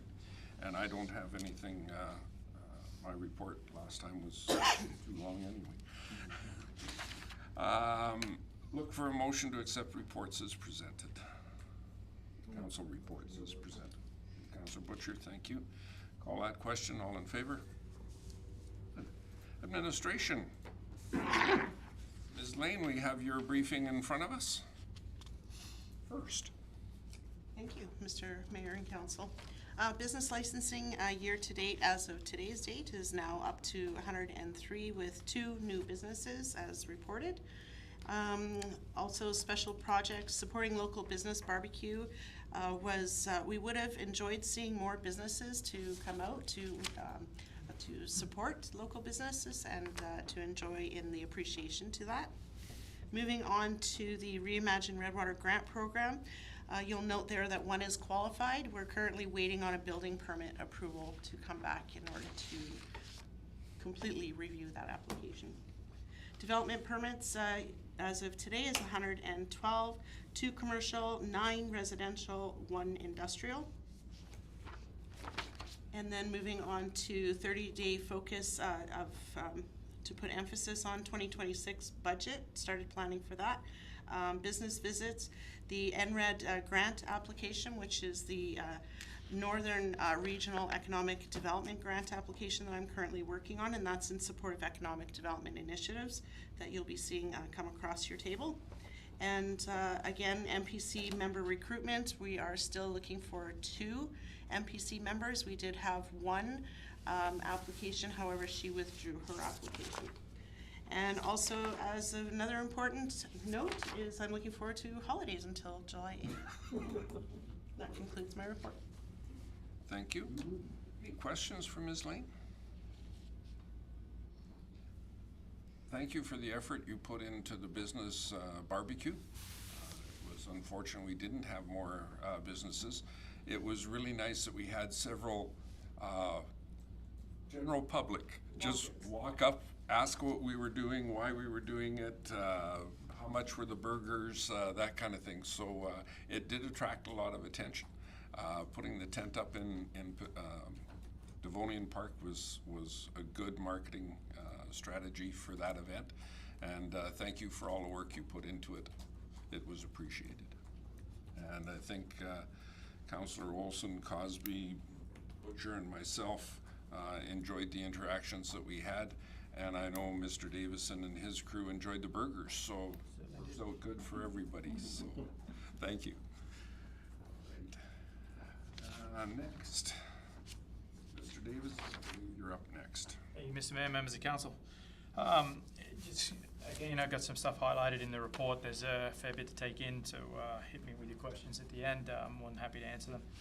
In relation to project updates, sidewalk program, we have a start date. It's mid to late July, weather dependent. 64th Street overlay is the same mid to end of July, so at least we're in the right month of the year, which is fantastic.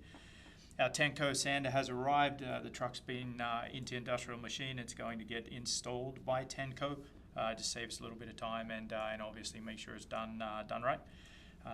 Arena roof repairs, so the project kicked off on the 11th.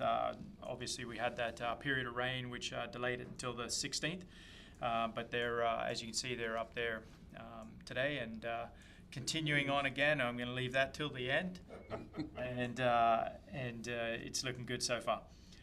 Public Works fence, as you're aware, we did the locates, everything is underway there. They actually kicked off on the 23rd, so the fencing is already partially completed. We're hoping to have that finished before the weekend, but we'll see how we go. The only thing that won't be completed is the electric for the gate. We have to get connecting to do a little bit of power supply pieces there. You're going to electrify it. You're getting excited when you said electric. Oh, we are electrifying the gate. No, the rest of it. Oh, no. The whole fence. I won't say that out loud. But, it would be nice. 52nd Ave waterline replacement, as you know, is well underway. Still looking like August 2nd at the moment, but we'll see how we go. Our weekly meeting will be this Wednesday, so being tomorrow, and we'll get a quick update on what the finish time on that looks like. But so far, no issues. It's gone pretty well, other than the fact that we had to jump a line over the top of a sanitary line in a couple of places because one's lower than the other, and we by rights shouldn't have a water line under a sanitary line, so we came up and over. Just requires some insulating and a little bit extra work. So moving on, pre-engineering has begun for 47th Ave for the 2026 waterline and sanitary project. They've been out and done some locates and some surveys, checked out some valves. We're going to have to do some valve insertions there because there is no way of shutting off the south side without shutting off the entire south side. So we'll have to do a couple of valve insertions at this point. That is what it's looking like. So something to be aware of. Just on that one end, we are, as Mr. Davis indicated, we're in the engineering stage, I guess, is the best way to add. In addition to the valving, some of our line locations, our current line locations aren't in the most advantageous locations, i.e. we've got the water line going through the boulevard. So it's probably going to mean abandoning what's there, drilling a new one into the street, and then having to figure out how we're going to connect everybody back.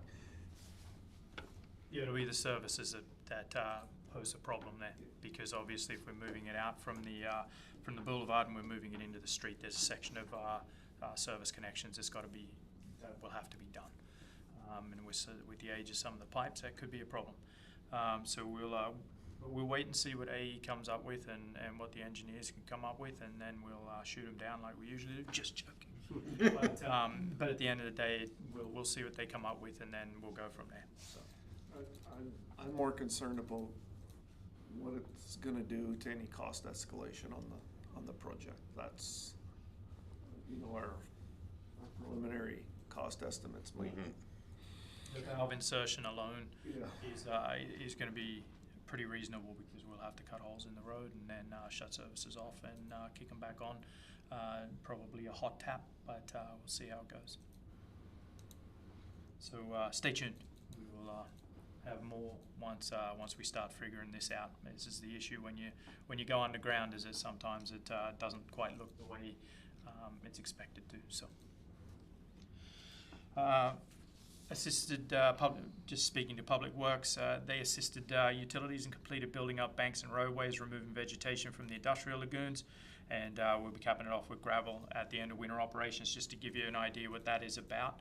The beavers caused an absolute mess at the industrial lagoons, to the point where they almost burrowed through the banks.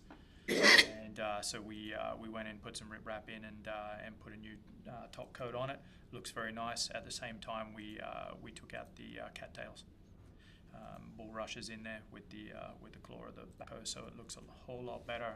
If you get an opportunity to take a look, feel free, or I can take you out and take a look. It looks pretty good. So, boys did a good job. Moved equipment and items away from the fence at the Public Works yard in prep for the fence project.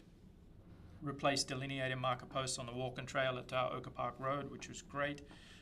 It's always good to see those go back in. We got 30 tonne of fill sand from DDC and worked with Pembina staff. They repaired the sump catch basin at the east emergency exit to the facility. You couldn't open the door. It's a fire door. You couldn't open the door because the catch can had popped a little bit. So we pushed it down and replaced the little pump in there, little sump pump. The boys went through the new salt and sand shed and snugged up all the ratchet straps, which is part of the maintenance in the first few years, just making sure it stays tight so it doesn't get going in the wind. We wind up with what happened at the airport. 2025 crack sealing was completed, as you know. 2025 line painting completed. We got 12 more barrels of pothole repair material, plus a cube of cold pour to do our own crack sealing internally. We want to do some of our parking lots internally ourselves, just to stay on, to keep costs down for our crack sealing around town. And it's good education for our guys. It's a good thing to know how to do. So maybe in the future that's something that we can take a bit bigger look at. But yeah. Updated quotes for the new doors and the cold storage, looking at 19K, so we're still under the budget, which is great. We're going to be kicking that off here pretty soon. We've got them underway, but they're telling me 8 weeks for delivery, but I think they under-promised and hopefully they'll over-deliver, so we'll see. We're currently trialing a soil conditioner. If you had a look at any of the back alleys, it went through a whole bunch of the back alleys at the campground. It went through the campground as well. Does a great job. We didn't have the carbide teeth version, so they did wear down all the teeth on the soil conditioner, which was expected. As soon as I saw it was steel plugs, we knew we were going to burn them out. It is what it is, but carbide teeth are replaceable, so we'll try and get the carbide one for the next one and just see how it really goes through the whole section. But I know we drove down a couple of the back alleys themselves. They're nice and square. They look good, so a little bit of work there, but we'll see how it goes. Gas. The utility, 17 gas meters changed out May 1st to June 12th, which is around the period I wrote this report. Water, please forget the 2 first bullet points. I don't know what was going through my mind there. 11 water meters replaced in June month to date, and E2 pump has been installed, but as I said, we're waiting on the bolt-up kit because it is a one-off, and we have to have that kit fabricated because they no longer make it, which we did not know at the time. Wastewater, 23 sewer backup calls year to date, 9 CCTV inspections year to date, 18 sewer augers year to date. We did install a new pump in the lift station there. Lower lagoons were released. We did our full release there. Ran for about 2 weeks. Everything went well, looked good, no problems other than the beaver plugged one of our outlet pipes, which after we completed the release, luckily we've got 2 of them, so it all blew out the single pipe, and once the lagoons were low enough, we got the problem out of the other pipes, and our trapper has been out again, so we're going to have a constant battle with beavers here for a little bit, but we'll see how we go. So we might turn to the Simpsons whacking day here, we'll see, but just joking, of course, for everyone listening. On to operations and maintenance at Pembina Place. Alberta Furnace Cleaning came in, cleaned the ducts in the lobby, lounge and gym. We break the facility up into sections so we keep our costs down. Kane's eaves troughs came out and replaced the eave troughs on the golf cart storage building, as well as installed a leaf guard. Strathcona locksmiths were out. We had some broken hardware in the doors. We got that fixed up. Obviously some maintenance around the facility, cleaning of leaves off roofs, especially on the compressor rooms where the ice plant's situated. There's a couple of low spots there. The leaves like to gather and block our downspouts, so the boys stay on top of that, which is fantastic. Cultural Centre, you can see the rentals there. I won't go through them, but there's a few of them, which is fantastic. Onto the campground, which I wrote in here twice. This was really not a rough time for me, this one. What happened? So the campground's open and accepting registrations via Perfect Minds. Picnic table refurbishments are underway. There's a few new ones in there now. I had a look at them today when I was around and about, and they look good. Public Works cleaned up and used a soil conditioner, as I mentioned, to go through the road there and do the stalls. Worked out pretty well. Looks nice. Parks and beautification. The turnout area at the Arboretum was overseeded with grass seed to fill some gaps. The entire arboretum was fertilized. It's looking nice and green right at the moment, compliments of the rain and the fertilizer, so it looks as good as I've seen it in a long time, which is nice. Plants arrived from Erdman's greenhouse, again, fantastic. We really enjoy them supplying the flowers because they grow super fast and they come in really good condition. Staff obviously assisted with the planting bee and made sure all the planters were up. One call was completed. I don't know if anyone noticed, but there's new tree markers in the arboretum. They've got a steel base with a 4x4 top on them. Looks nice. Should last us for a long time, and it'll keep the weed whackers from beating them up. So it's a good change. I like it. Removed graffiti in South Park, so a little bit of vandalism there, but nothing in comparison to what we've seen in the last couple of years. Pool Automated Aquatics plumbed in and commissioned the new pump, which is fantastic. It's working well. Buffalo Heating came and did a new thermostat in the trailer. If we remember, it was broken into in the winter, and they did tear the thermostat off the wall. And other than that, they didn't do a whole ton of damage, but just enough to be a pain. Seasonal checks on the pool boilers to ensure smooth operation. They've had no issues with them so far. It's been running well.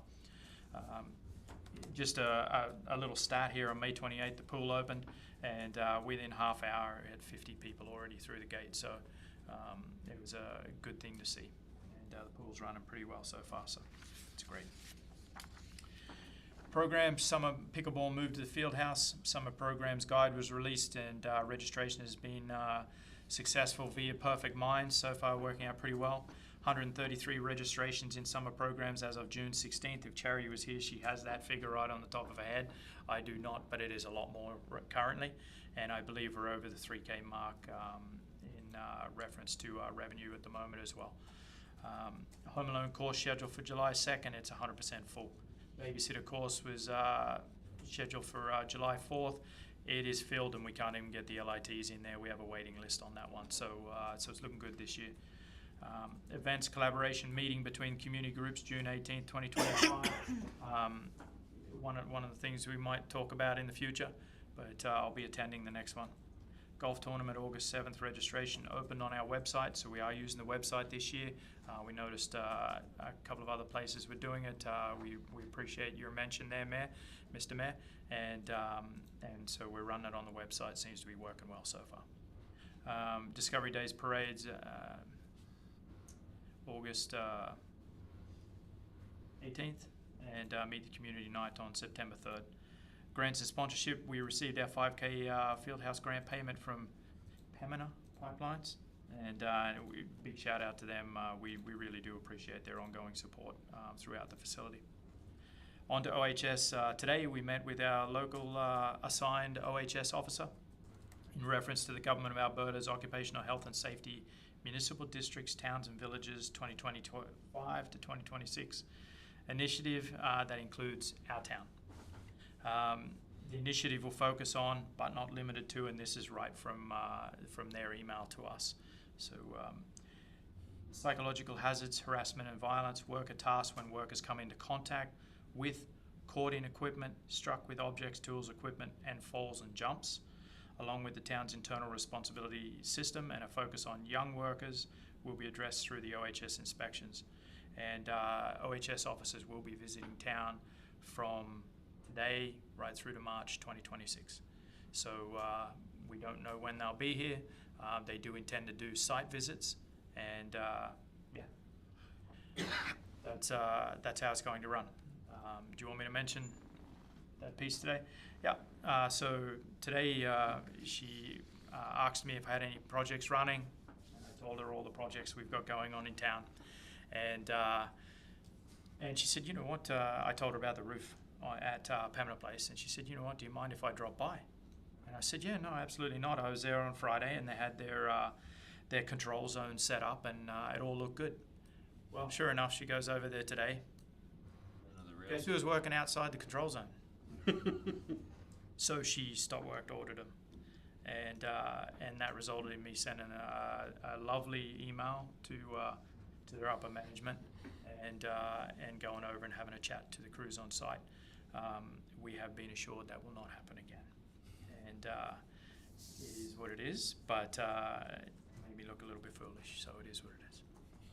But at the end of the day, that's how quick it can change. So. Anything through to Mr. Davison?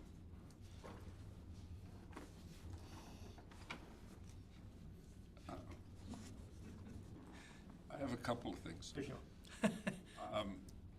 You talked about the 47th Ave project, and one of the concerns I would have, given that length of habitation down there, is galvanized connections, galvanized piping. Is there any benefit for us to notify the people along that route today, like now, in preparation for what they might find when we get there next year? Yeah, To give them a heads up, so to speak? Yeah, to be honest, I would probably wait until we've done a little bit more preliminary research.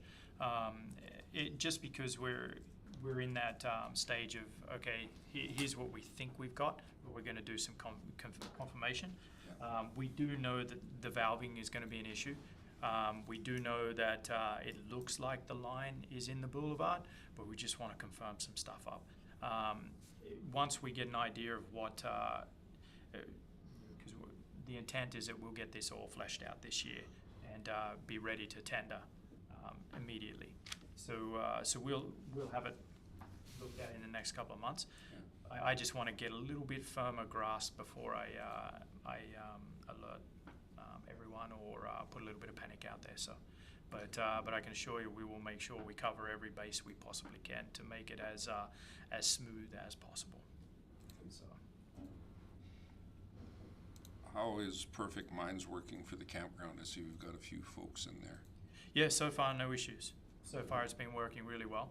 I haven't double checked, but there is going to be a QR code up there as well, which will help them out. It may already be there. I actually haven't had a look. Yeah.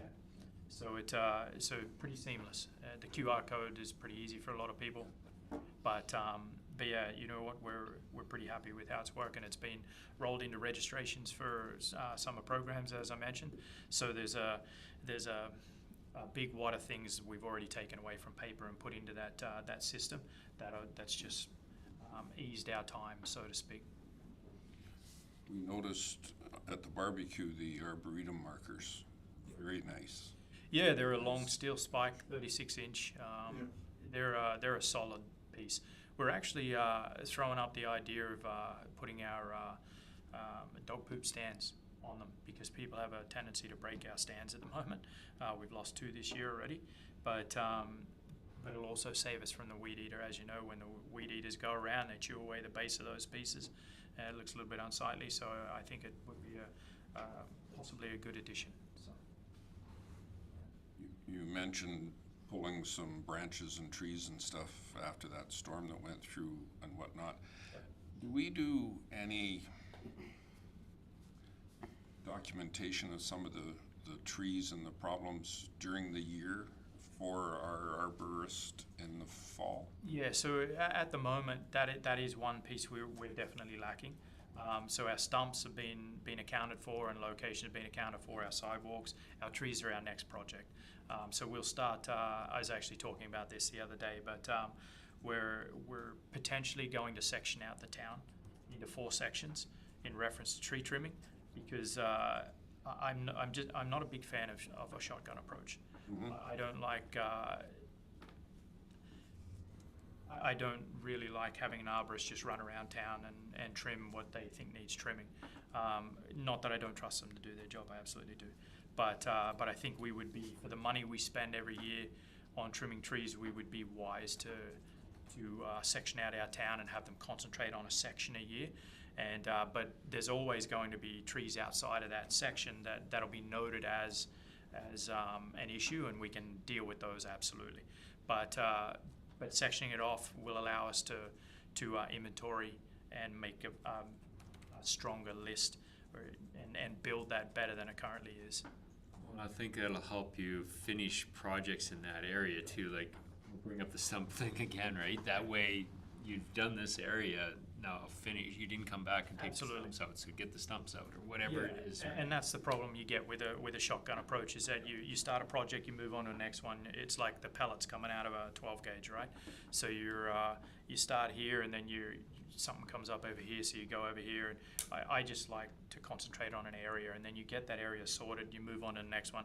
Basically be a 4-year rotation, with still obviously allowing us to do trees outside of that area that are a problem, crack, that sort of thing. So at the end of the day, it just gives us a little bit more control and ability to really look at what's happening and where our dollars are going. So. Because I did notice driving around, we've got quite a few of our elms on this side of town that are suckering out of the bottom, and they're blocking driveways, and they're over top of sidewalks and stuff like that. And yeah, so it's that's on the list, as well as currently our sidewalks have quite a bit of vegetation coming through them in a lot of areas. So I just teed the boys up the other day actually to get a tiger torch. We're going to tiger torch the weeds that are coming out, and we'll attack the trunks of the trees as well. And last one on my list. Absolutely. Thank you for the assistance yesterday. Just for council's information, CAO Van Buell and I and Mr. Davison had a conversation with Minister Nally, who had arranged a talk with the LEDCOR executives for the area with respect to our main highways in town, the condition of them. For those of you who were aware or didn't know, the Highway 38 potholes that got fixed on Friday afternoon were as a result of Mr. Nally asking the question, why does Redwater have to come and sit at my table and ask me about potholes when we have a provincial contract in place? Unfortunately, apparently 644 doesn't count. When you do 38, you leave 644 unattended. So Minister Nally arranged with two gentlemen from LEDCOR, and Mr. Davis and Mr. Van Buell were in on the conversation, and it looks like we've got a connection that we never had before that might alleviate some of our winter problems, and hopefully some of the summer problems will go with it. So thank you for that input. It was important. No, I appreciate being involved, Mr. Mayor. It was an interesting transition from MCON to LEDCOR, because we didn't get a notification. We didn't receive a contacts list. There was a number of little loopholes there that we just weren't included in, and it was good to get those contacts set up. So I appreciate yourself and the boss reaching out to Mr. Nally. Go ahead, Mr. Olson. Tractors, is it still coming back next week? Get that, some of our hay fields mowed? You want to hear a story? The tractor will be here. The mower's Now the mower's dead? So this will be a conversation I have offline with my team, but at the end of the day, it wasn't. It got pulled out, and it was discovered there's no oil in the gearbox. So now we've got to do a little bit of troubleshooting on the gearbox. We may wind up renting Schulte to get us started, because if I'm to be really honest, I was a little bit disappointed that we hadn't already been out there. Our Kubota's been with Edmonton Kubota for a period of time now to get both the electrical harness and the creeper gears put in, but it was there longer than it needed to be. I would have liked to have already had these cut, so I'll apologise to council and everyone concerned. We would have liked to have already achieved this. So we're it's wet season, and really at the end of the day, we should have been a little bit more prepared. So I'll put it out there and apologise. So. Go ahead, Mr. Van Buell. God, this is gonna be tough for me to say, but gotta give kudos where kudos are due. We've been working on the Oker Park Road, Highway 38 intersection with Associated Engineering for over 6 months now. And one of the roadblocks was the lights at that intersection have to be moved. And there was a very lengthy discussion, and when I say lengthy, over a period of month and a half, about whose responsibility and whose cost that is moving those lights. And we were told that it was ours, that it was gonna be a cost to the project, et cetera, et cetera. And Robert Lindsay got back from, I don't know if it was a vacation or some type of leave, and he goes, well, what is going on here? He goes, this is a provincial, basically a provincial contract. Like, the town is paying for this because we're making them pay for this. Our contract with Fortis is, you guys move that at your cost. He went, well, he goes, I know, that's not what it says. And he wrote a letter to Fortis, and a day and a half later, yeah, it's our cost. It's Fortis's cost. So They were trying to take advantage of Robert being away. Again, I mean, I was at the point where we were getting ready to go. Well, if you guys do it and we can save 40 grand or 50 grand, then you guys do it and we'll pay you. It saves us 40 or 50 grand. But again, it didn't get to that part. The second part of this is, because of this delay, we are now in a point in time in this year where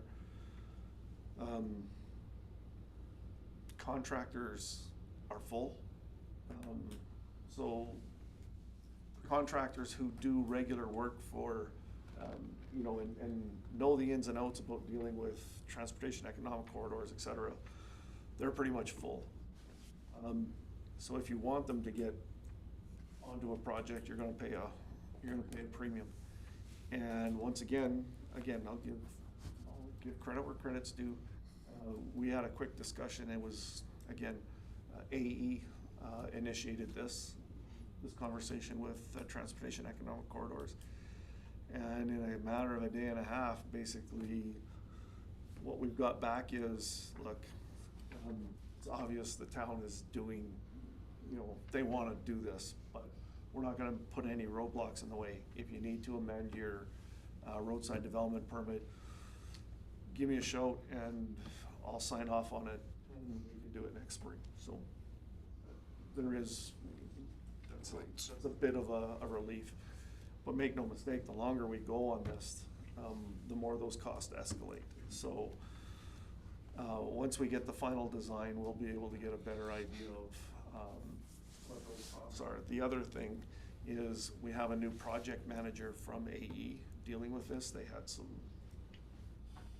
lack of continuity on the project, and AE has given us Diego to help us work through this. And one of the things that he's doing is making sure that the contract and the tender specifications are appropriate for a municipal contract versus a tech contract. Again, the standards aren't going to change, but what they have to do as part of the contract is much different for smaller municipal projects versus 100 kilometers worth of transportation economic corridor roadway build. So we're hoping that we can at least keep those costs to a minimum, but I can tell you right now, the number that we have probably isn't going to be enough when it's all said and done. But we won't know whether that's 20 short, 50 short, or whatever.